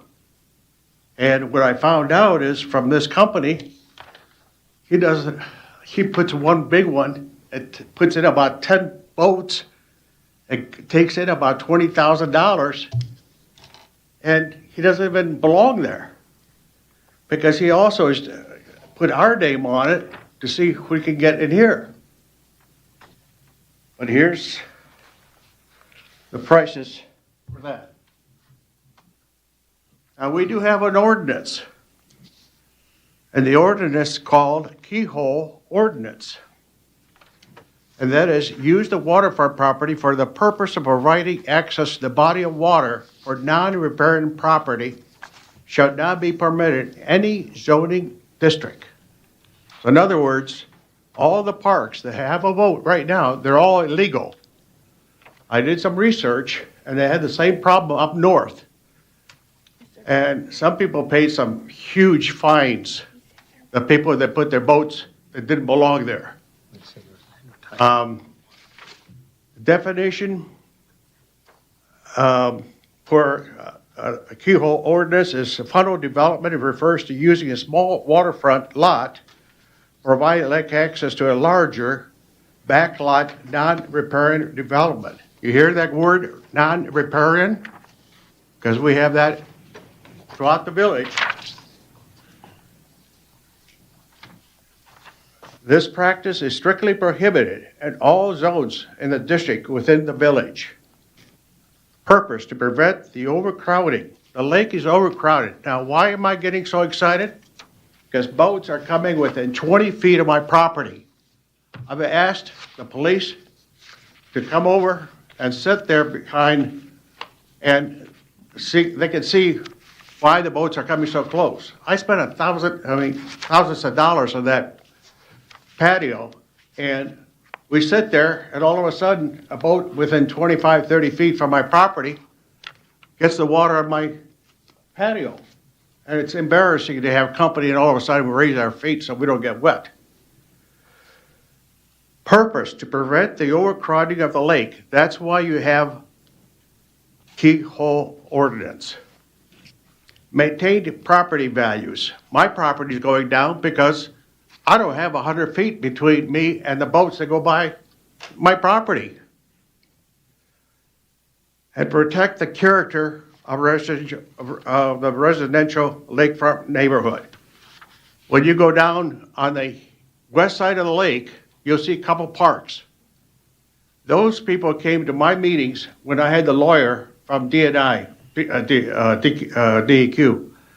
and he explained what those parks, their pros and cons, and they did everything right. They had the use of it. Some of them put gates around it and so forth.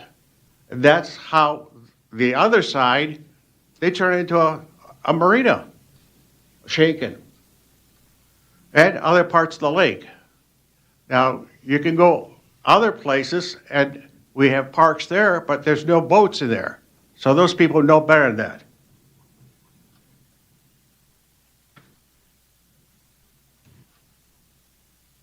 This rule generally applies to any and all properties that do not have direct legal frontage to Wolverine Lake, non-riparians trying to use a separate small waterfront partial for the access. My recommendation to the council is warn the people that's against the law, state law, our village ordinance, and find a marina to put their boats in. But generally, they only allow you about 100 feet for one boat. But anyhow, I would appreciate you follow through, but I will follow through to warn the people myself.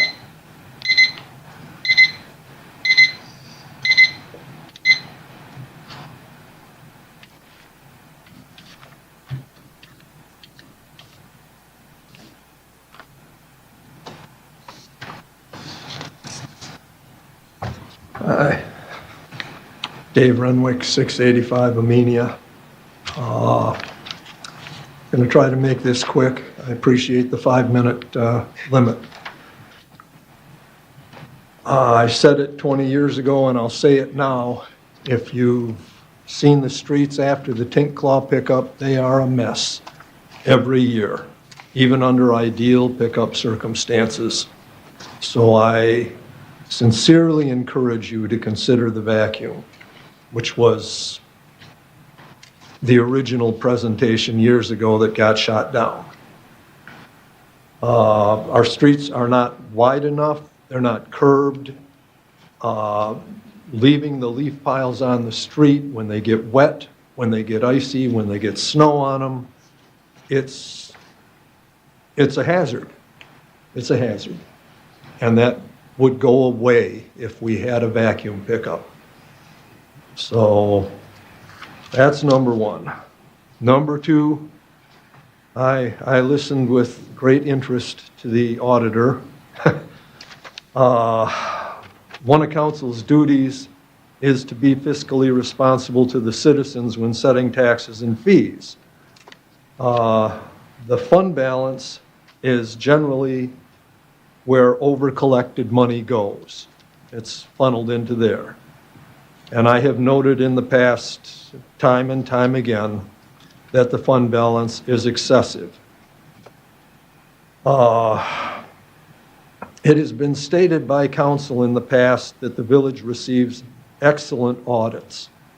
And it does. But of course, an auditor that's paid by you isn't going to complain if you collect too much money. But citizens looking at fiscal responsibility would likely take issue with an excessive overcollection of money if they were made aware of it. The MML is, you guys have sent people there for years and years and years for training. They are the people that you hire when the village attorney can't hire a lawsuit against the village. The MML, I've got it right here, I've sent it to you before, but they say operating fund balances should be maintained at levels sufficient to absorb unpredictable revenue shortfalls and to ensure desired cash flow levels.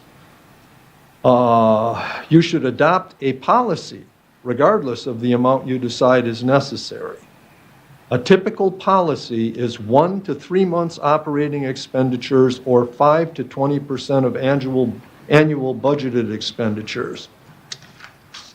The 5% of your annual budgeted expenditures is around $110,000. 20% is $440,000. Even if you go with the 1 month, 3 month, 1 month is $183,000, 3 months is $550,000. What's the fund balance right now? Is it in the millions? That is not fiscal responsibility. I know I've harped on it before. I will be harping on it again. But that brings me to number 3, and it truly pains me to have to note this. But right is right. Council claimed the keyhole ordinance at the beginning of this meeting was not listed on the agenda. In point of fact, when Mr. Laybourne was attempting to speak, it is plainly listed on the agenda under 6C. If it's on the agenda, at the first call to the public, you can speak to it. And you denied him that right. And he has that right under the OMA. Your policy right here says the public may address the council on agenda items only during the first call. Under 6C, it's on your agenda. And you denied him the right to talk at that time. Mr. Duff, in denying that to Mr. Laybourne, basically violated his OMA rights. And you should really run something like that past the village attorney before you say you don't have a right to speak. Thank you very much.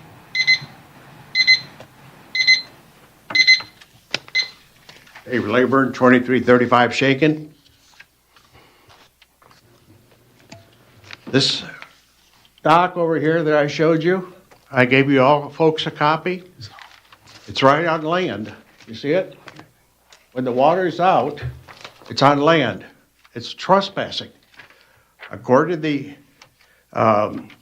riparian rights, it says whenever it may be at any time holds the land secure against trespassers. So in other words, when the water goes out and it's land and they put a dock, it's against the law. Now, who's in charge of trespassing in this village? Is that the police? He didn't know anything about riparians, so he couldn't help me with the riparians. But now we have trespassing. So I would recommend, because it's making my property look like hell. Because we used to have a beautiful greenery all over the place, and all of a sudden all these boats are coming in illegally, and it's destroying the neighborhood. And we have a code enforcer, and we have a police officer. They should be enforcing these laws. I've been here 50 years. I've spent 25 years in this office. I was the one that pulled 1,200 stumps out with the board, the water measurement board. I mean, I could go on and on. The other thing we did was we had a professor come and talk to all the boards and the council, and we made 20, 30, 40-year plans for this village. And you know what? They're destroying it the way they're allowing all these things happening around here. If you want to see something, go down to Shaken, go across to Wall Lake. Look at all their signs, what they look like. And then go from Shaken all the way down to my house, right, and look at all the signs. They're all rusty. Looks like the Dickens. And then you folks all approved Wabasso. Wabasso is embarrassment. And you still kept that gentleman? Of course, you had 3 times with this guy, and you're still keeping him. I would have fired him after the 2nd time. Our residents deserve better than you folks are giving to them.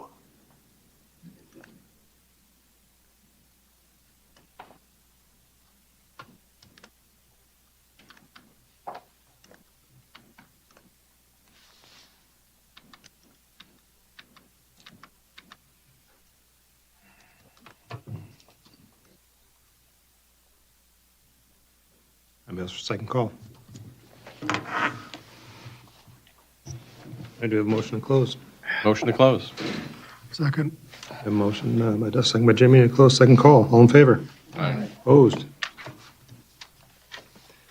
All right, brings us to council liaison reports. Parks and Rec.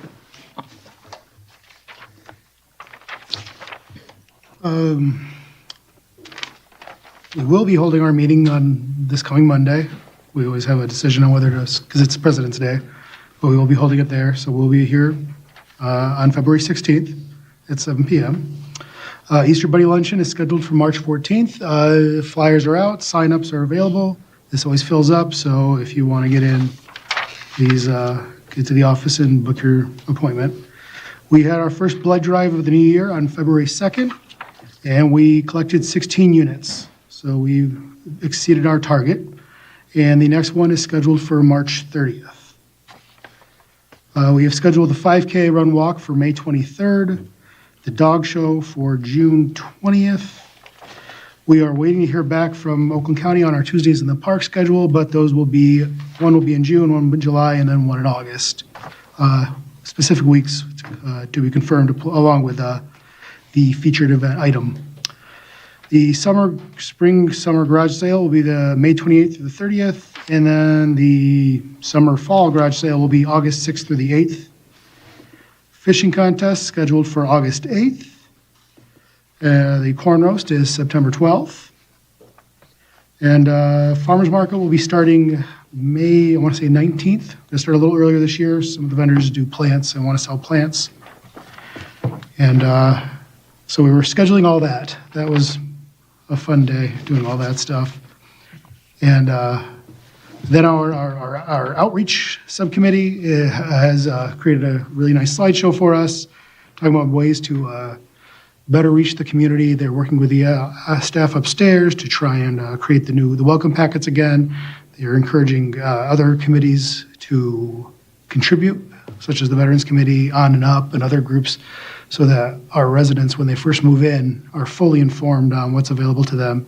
And part of the big goal is to get people signed up for the emails, getting people aware of social media that the village offers, so that people can get hit the ground running and being a part of the community. So yeah, that was about everything. ZBA. We had one case, and we do not have a case this month. Water. No meeting. Planning. We have one case pertaining to 1655 Glengarry. It's the old church. The applicant, Steve Aarons, wants to see if he can turn it into a daycare. So we did move up to schedule a public hearing on it. And as long as everything's in order, we'll keep moving forward. Scheduled public hearing, I believe, is for the 26th of February, the next meeting. So come on out if you want to hear questions, the rest of his packet he submitted to us to help public. That's one right between the Eagles and that. Yes. Community Yes. house. Chief? Okay, a couple things. If you guys remember, we went to PACE scheduling, some electronic application that we have on our phones and our desktops. Made life a lot easier for Treasurer Hanson and I. A couple quick and directs. Great for our scheduling, and it's great for our payroll. I just recently referred Hey, Pace to another. Chief, turn your microphone on. please. Just referred Pace to another police agency who is currently onboarding. And so for that referral, they're going to give us $500 off of our bill next year. We performed 167 property checks in January. And this is not your average property check. We don't just drive by your house and make sure everything is okay. We actually get out, we try and pull into your driveways that have not been snowed. The snow removal. We're on decks that are icy and charging through a foot and a half of snow. But because we have so many residents that go south and go to warmer climates, it's one of the services that we provide and we enjoy doing it.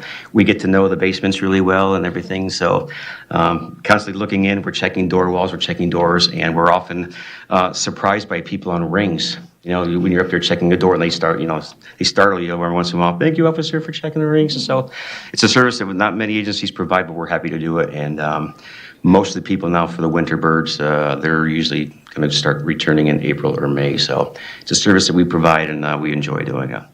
And my final thing is I have another officer letter for an atta girl for one of our officers. I just want to read it to you.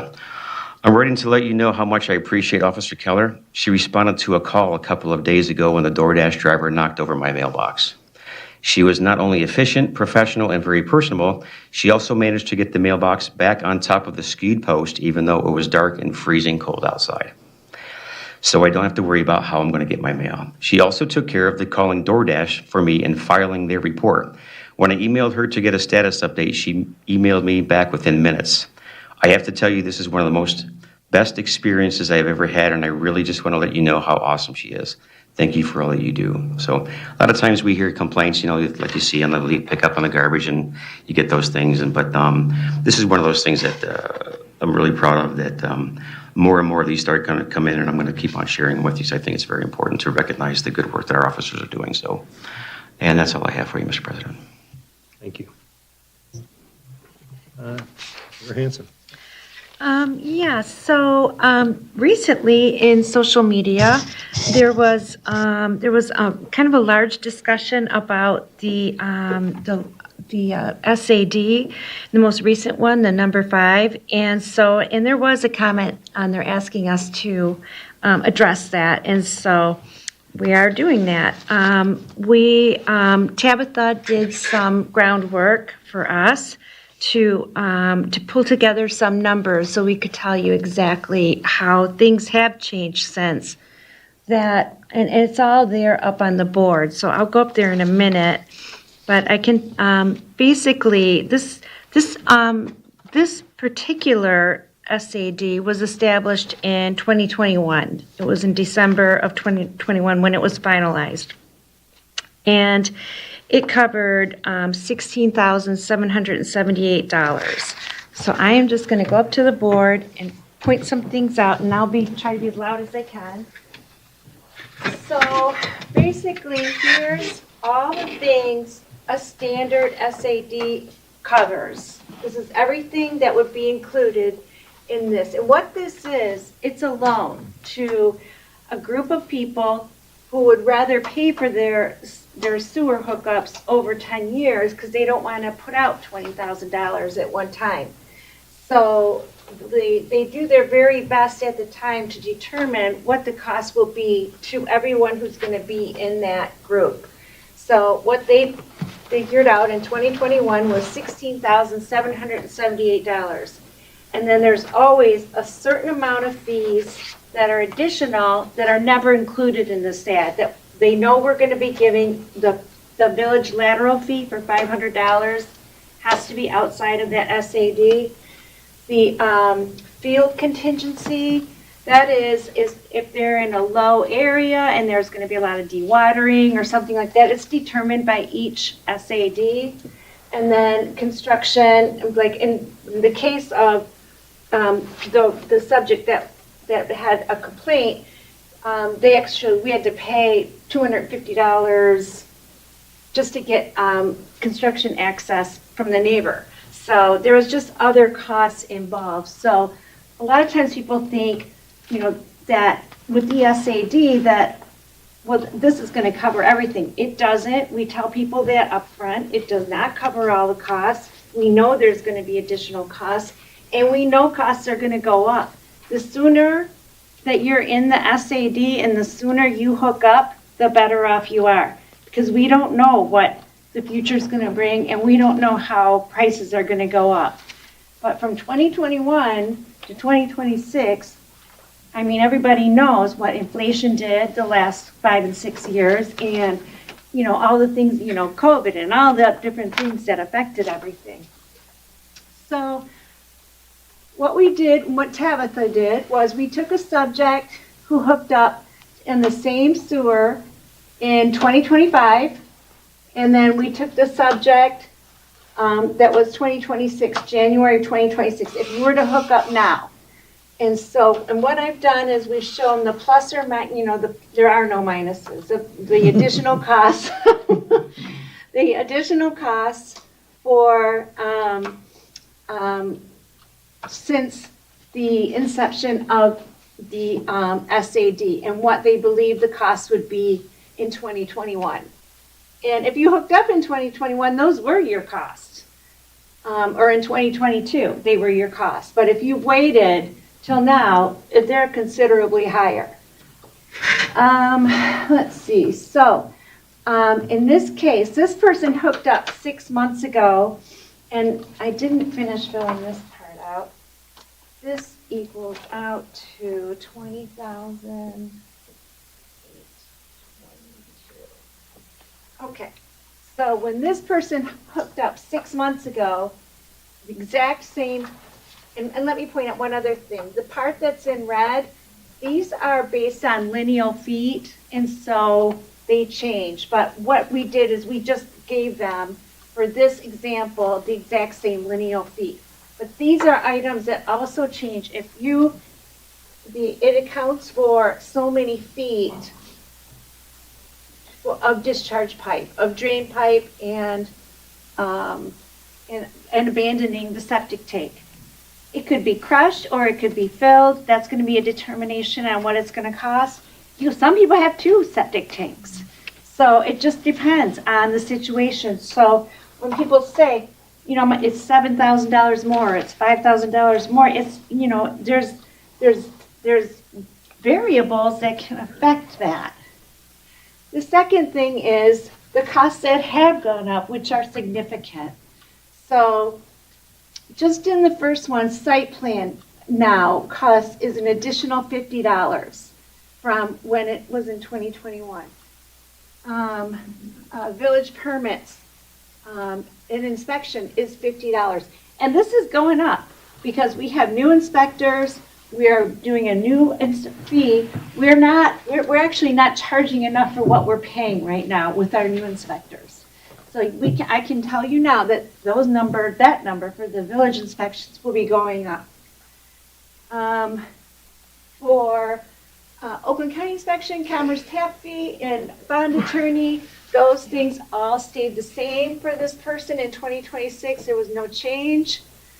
For the grinder pump back then cost $3,340. Now it costs $4,370. So that's an additional $1,030 right there for that person who's hooking up now or in that one. Let's see, the next one is service and check valves. That's costing, and I should note that this is labor and materials. And that is going back to the contractor. So the labor side of it goes back to the contractor, C&E Construction. We did approve paying them more. Commerce Township pays them more. Every other community is paying them more. And they came to us and said, you're going to have to pay more too. And so this is the results of that. Let's see, number 8, pressure tap. That's an additional $300. In this case, discharge pipe used to be $1,540. Now is an additional it used to be $1,610. Now it's an additional $326. Drain pipe, and that stayed this. Number 10, drain pipe. That stayed the same. Or no, it went up $108. Sorry about that. Okay, number 11, abandoning the septic tank. That is in our case subject, he had to pay $1,300. Normally, from the other one, from the original SAD, it was $750. The person who joined 6 months ago, he paid $1,200. So the guy that paid 6 months ago, all things being equal, we made him the same lineal feet and everything. He paid $18,868, and our guy that just is hooking up now is paying $20,822. So it is a significant increase in cost. And then you're adding the additional items. This person just happened to have a large field contingency of $1,800, which doesn't help that bottom line of $6,594. That's basically what he's paying above and beyond this $16,778. And there, it's nobody's doing anything wrong. This is just business, and this is just what has happened. We make there's in none of the paperwork, we don't tell anybody that prices won't go up. We don't know. And we can't expect all the village residents to pay for one person's sewer tap because the prices went up. So this is what it is. This is just us helping and offering a way for residents to get a loan. That's all the SAD is. And at the time you want to hook up to the sewer, it costs what it costs. And we don't have any control over that. And the biggest point I want people to know is that you can definitely pick your own contractor. You don't have to go with C&E. You don't have to go with them. But you do have to go with an Oakland County approved contractor. And it is a public utility. You can't just let anybody go and hook up somebody's sewer to it. It's a public utility. They have to have credentials. They have to meet certain things in order to be able to work at a public utility. So I just wanted to bring this to everybody's attention. If anybody has questions, you can tell them about this. We have this information upstairs. We're happy to sit down and talk to anybody who doesn't understand the cost. And if there was a way to make it cheaper, we would, but we can't. So that's that. Thank you. You're welcome. Okay, coming up for the goal setting meeting, some things I wanted you guys to think about was that the first information on the changes to the budget, the Michigan budget, are starting to come into us. I went to the Michigan State, to the website there, and start pulling down like revenue information. So for state shared revenue, we were warned that yet again it's going to be going down again, and it's going to continue to go down for the regular state shared revenue. And this is the sales tax, weighted population, yield equalization, and a couple of other payments in here. This year, we're going to be having our revenue reduced by $12,228, which I was expecting it to be worse, honestly, from the things I had been hearing throughout the year. So I was actually kind of like, whew, well, that's not so bad. So, and then, you know, they're doing this thing. They've made this big change with revenue sharing, and I'm not sure exactly how it's going to work out for because there's cities, villages, and townships really don't take care of their roads. And so there's a pretty substantial money we get for roads. And we do take care of our roads. Cities and villages do take care of their roads. So we're getting this money, but there's going to be extra money coming in for our roads. In fiscal 2026, for the calendar year of 2026, not our fiscal year, the first preliminary numbers, and this isn't for sure, is an additional $181,000 coming in for our roads. And for 27, just initially, it's looking like there could be an additional $280,000. I will gather more information on that, but that is why I was bringing up about the trees earlier, is that if we want to be a little more aggressive going after some of the more dangerous trees, I think we could probably afford to do that. We're going to have additional monies in our road funds, and we might want to take advantage of getting that piece taken care of just to be safer, and get those jobs done. So that's it for that. I'm looking forward to the goal-setting session with you guys, and congratulations to Bonnie, well-deserved. She's awesome, and I look forward to seeing you guys in 2 weeks, and happy Valentine's Day.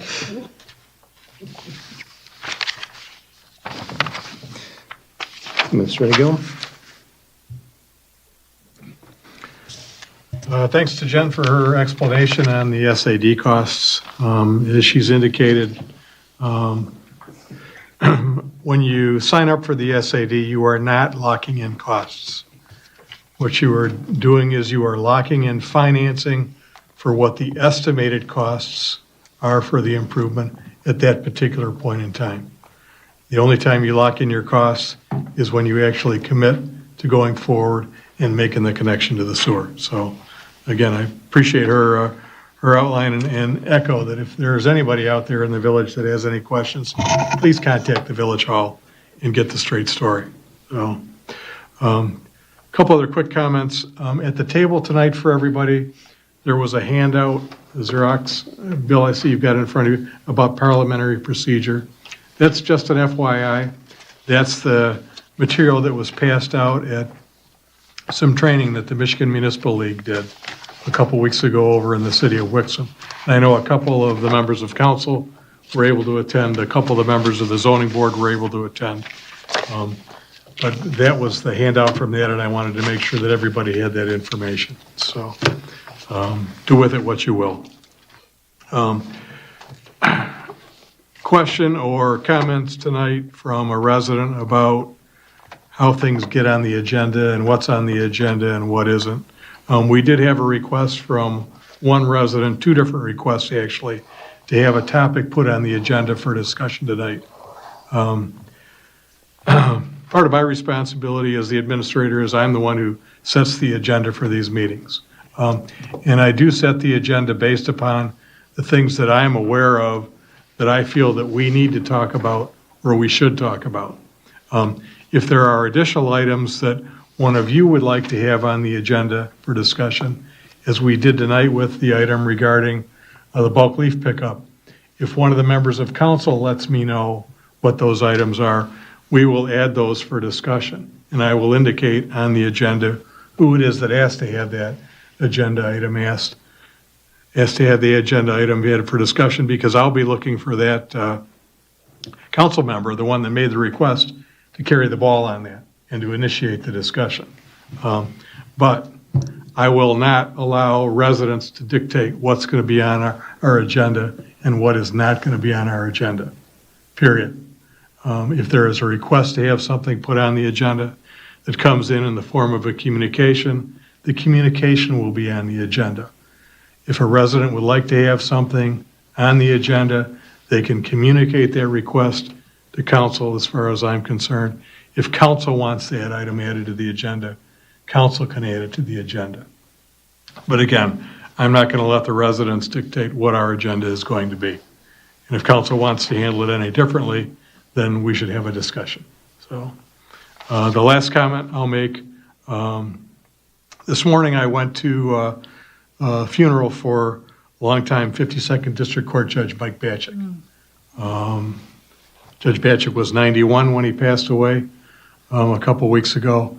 I appeared in front of Judge Batchick many times during the 25 plus years that he was on the bench on many issues for many different clients. I certainly did not always agree with his rulings and his decisions, but I respected him. Mike Batchick was a good man, and he always did what he thought was the right thing to do. And I think that's all that anyone can ask from anybody who holds any kind of a public position. So that's all I have tonight. Thank you. Council comments. We'll start with Pam. Thank you. Thank you, Mr. President. I don't have a lot tonight. I did want to make a comment that I was really, really impressed with the outpouring and the people that attended the fundraiser for Sergeant Morosco in January. It was quite a huge event.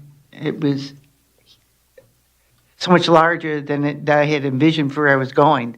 The prizes and the bid offerings and the food and just the people and for John to even show up, it was really impressive. So the Fraternal Order of Police that put that on, really good job. So, and according to your email, they collected quite a bit of money. 153,000. Yeah. It was Wow. amazing.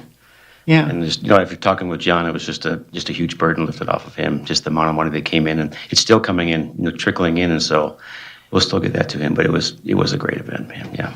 Yeah, it was really nice. Yeah. So I wanted to mention that, and then just briefly, as you know, Aaron and I attend the LEA meetings, and just as a reminder, this year will be LEA's 25th anniversary of the fundraiser at Taste of the Lakes, September 29th, and they really want to make a big deal of it because it is 25 years. This is the only fundraiser that they do all year long. So if you know anybody or any business that you feel would like to contribute a door prize or an auction item, please let Aaron or I know. And I want to thank President McNutt for his donation last year. And we had 2 new members on the LEA board, both Wixom PD or past PD. Let's see, it was Madeline Connor and Ron Moore. So they're new members. We're getting a lot of people on the board, so it's really good. It's really getting active and they're really getting busy. So thank you for that. Congratulations, Cody. On your new assignment. You're still keeping the Parks and Rec, I hope. Yeah. Okay. And on and up. Yeah.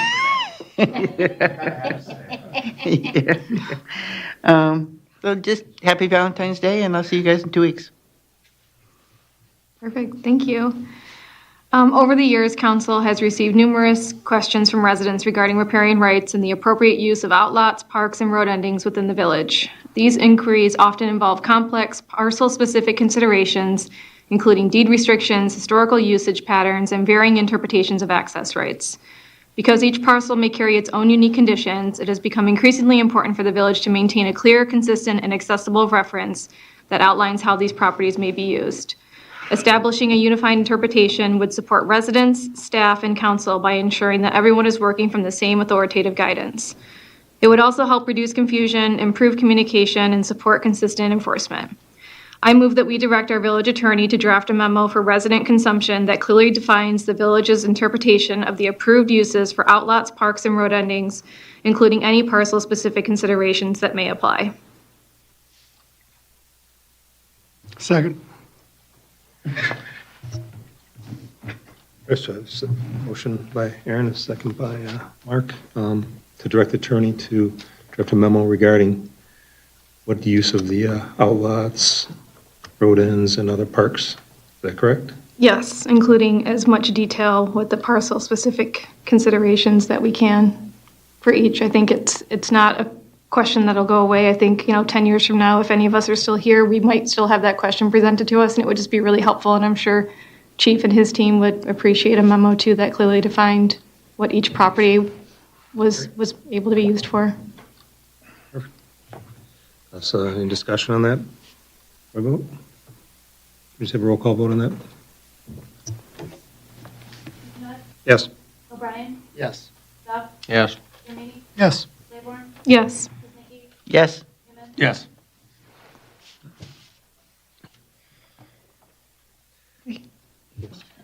Any I know you did some research with that already, right, Jen? Yeah. Okay. Thank you. We currently have openings on our Parks and Recreation Board, our Zoning Board of Appeals, and our Water Management Board. I encourage our residents to get involved, volunteer your time, and make a meaningful difference in our community by joining one of these boards. Councilmember Giamini and I attended the Everything's Meeting training in Wixom on January 16th. I walked away with numerous takeaways that I've already begun discussing in hopes of implementing some best practices here. Thank you to the City of Wixom and the MML for providing such valuable educational training. Thank you to Chief Dundas for joining us tonight and for sharing such a thorough overview of the achievements of his and goals of his firehouses. I can personally attest to the quick response times and professionalism of this department during emergency situations. We are incredibly fortunate to have such a dedicated team keeping our community safe. Thank you as well to Brett Quiddiquit for giving us the opportunity to share our feedback and concerns. I'm hopeful that our overall service satisfaction with priority waste will continue to improve. Congratulations to Bonnie Beach on being selected as our Citizen of the Year. All of this year's nominations reflect the very best of Wolverine Lake and remind us why our community is so special. Thank you to DPW leader Andy Stone for providing a detailed report on the Penny Lake water quality. In my final thought of the evening, I wanted to share a small story of a couple of interactions that I've had with Sergeant Morosco. It was just before summertime in 2024, and a neighbor of mine was experiencing some serious medical issues. I was with her on 2 occasions when 911 was called, and both times Sergeant Morosco was the first to arrive. I don't remember much from the first emergency. My adrenaline was running pretty high, but the second time I'll never forget what he told me. We were standing off to the side while paramedics cared for my friend, and I said to him, "I wish there was more I could do to help her." He looked at me and without hesitation said, "You are helping. You're here with her." That small affirmation has stayed with me ever since. Our community is so important. Just being there for one another makes all the difference. And with that, I stand with Sergeant Morosco and his family as he continues his fight.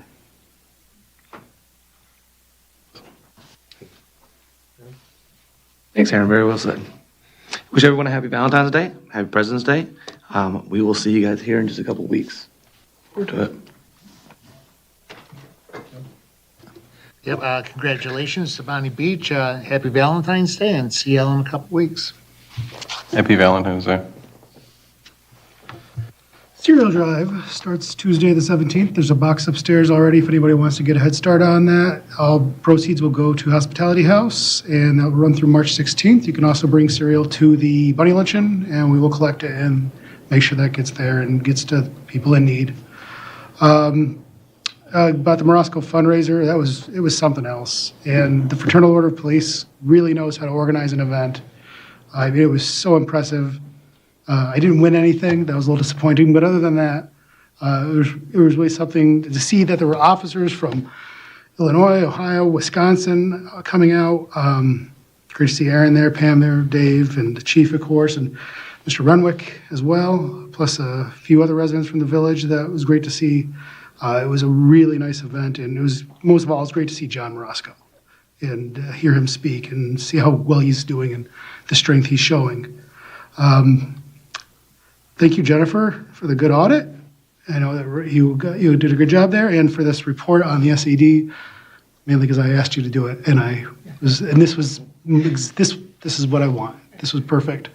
And thank you to Raina for the presentation of the audit and everything else. Thank you to Brett for coming out, Chief Dundas, and doing a phenomenal job with our fire department, I should say, because Chief always does a phenomenal job with our police department. And then, of course, congrats to Bonnie. And thanks to all the people who nominated people. And then, of course, thanks to Jane and Denny, Deb Stewart, and Julie Miller for all they do for the community and for their neighbors. Yeah, great. Thanks.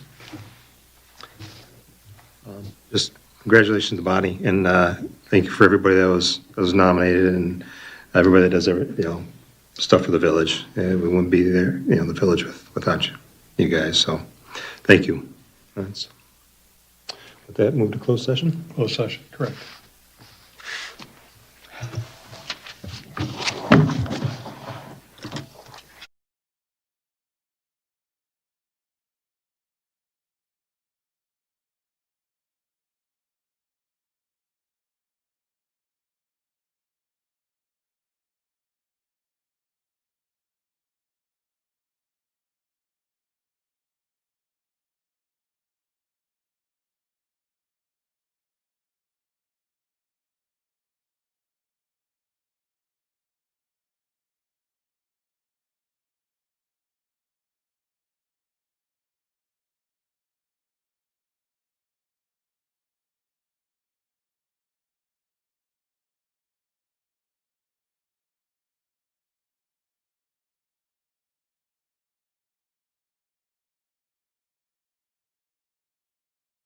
originally sales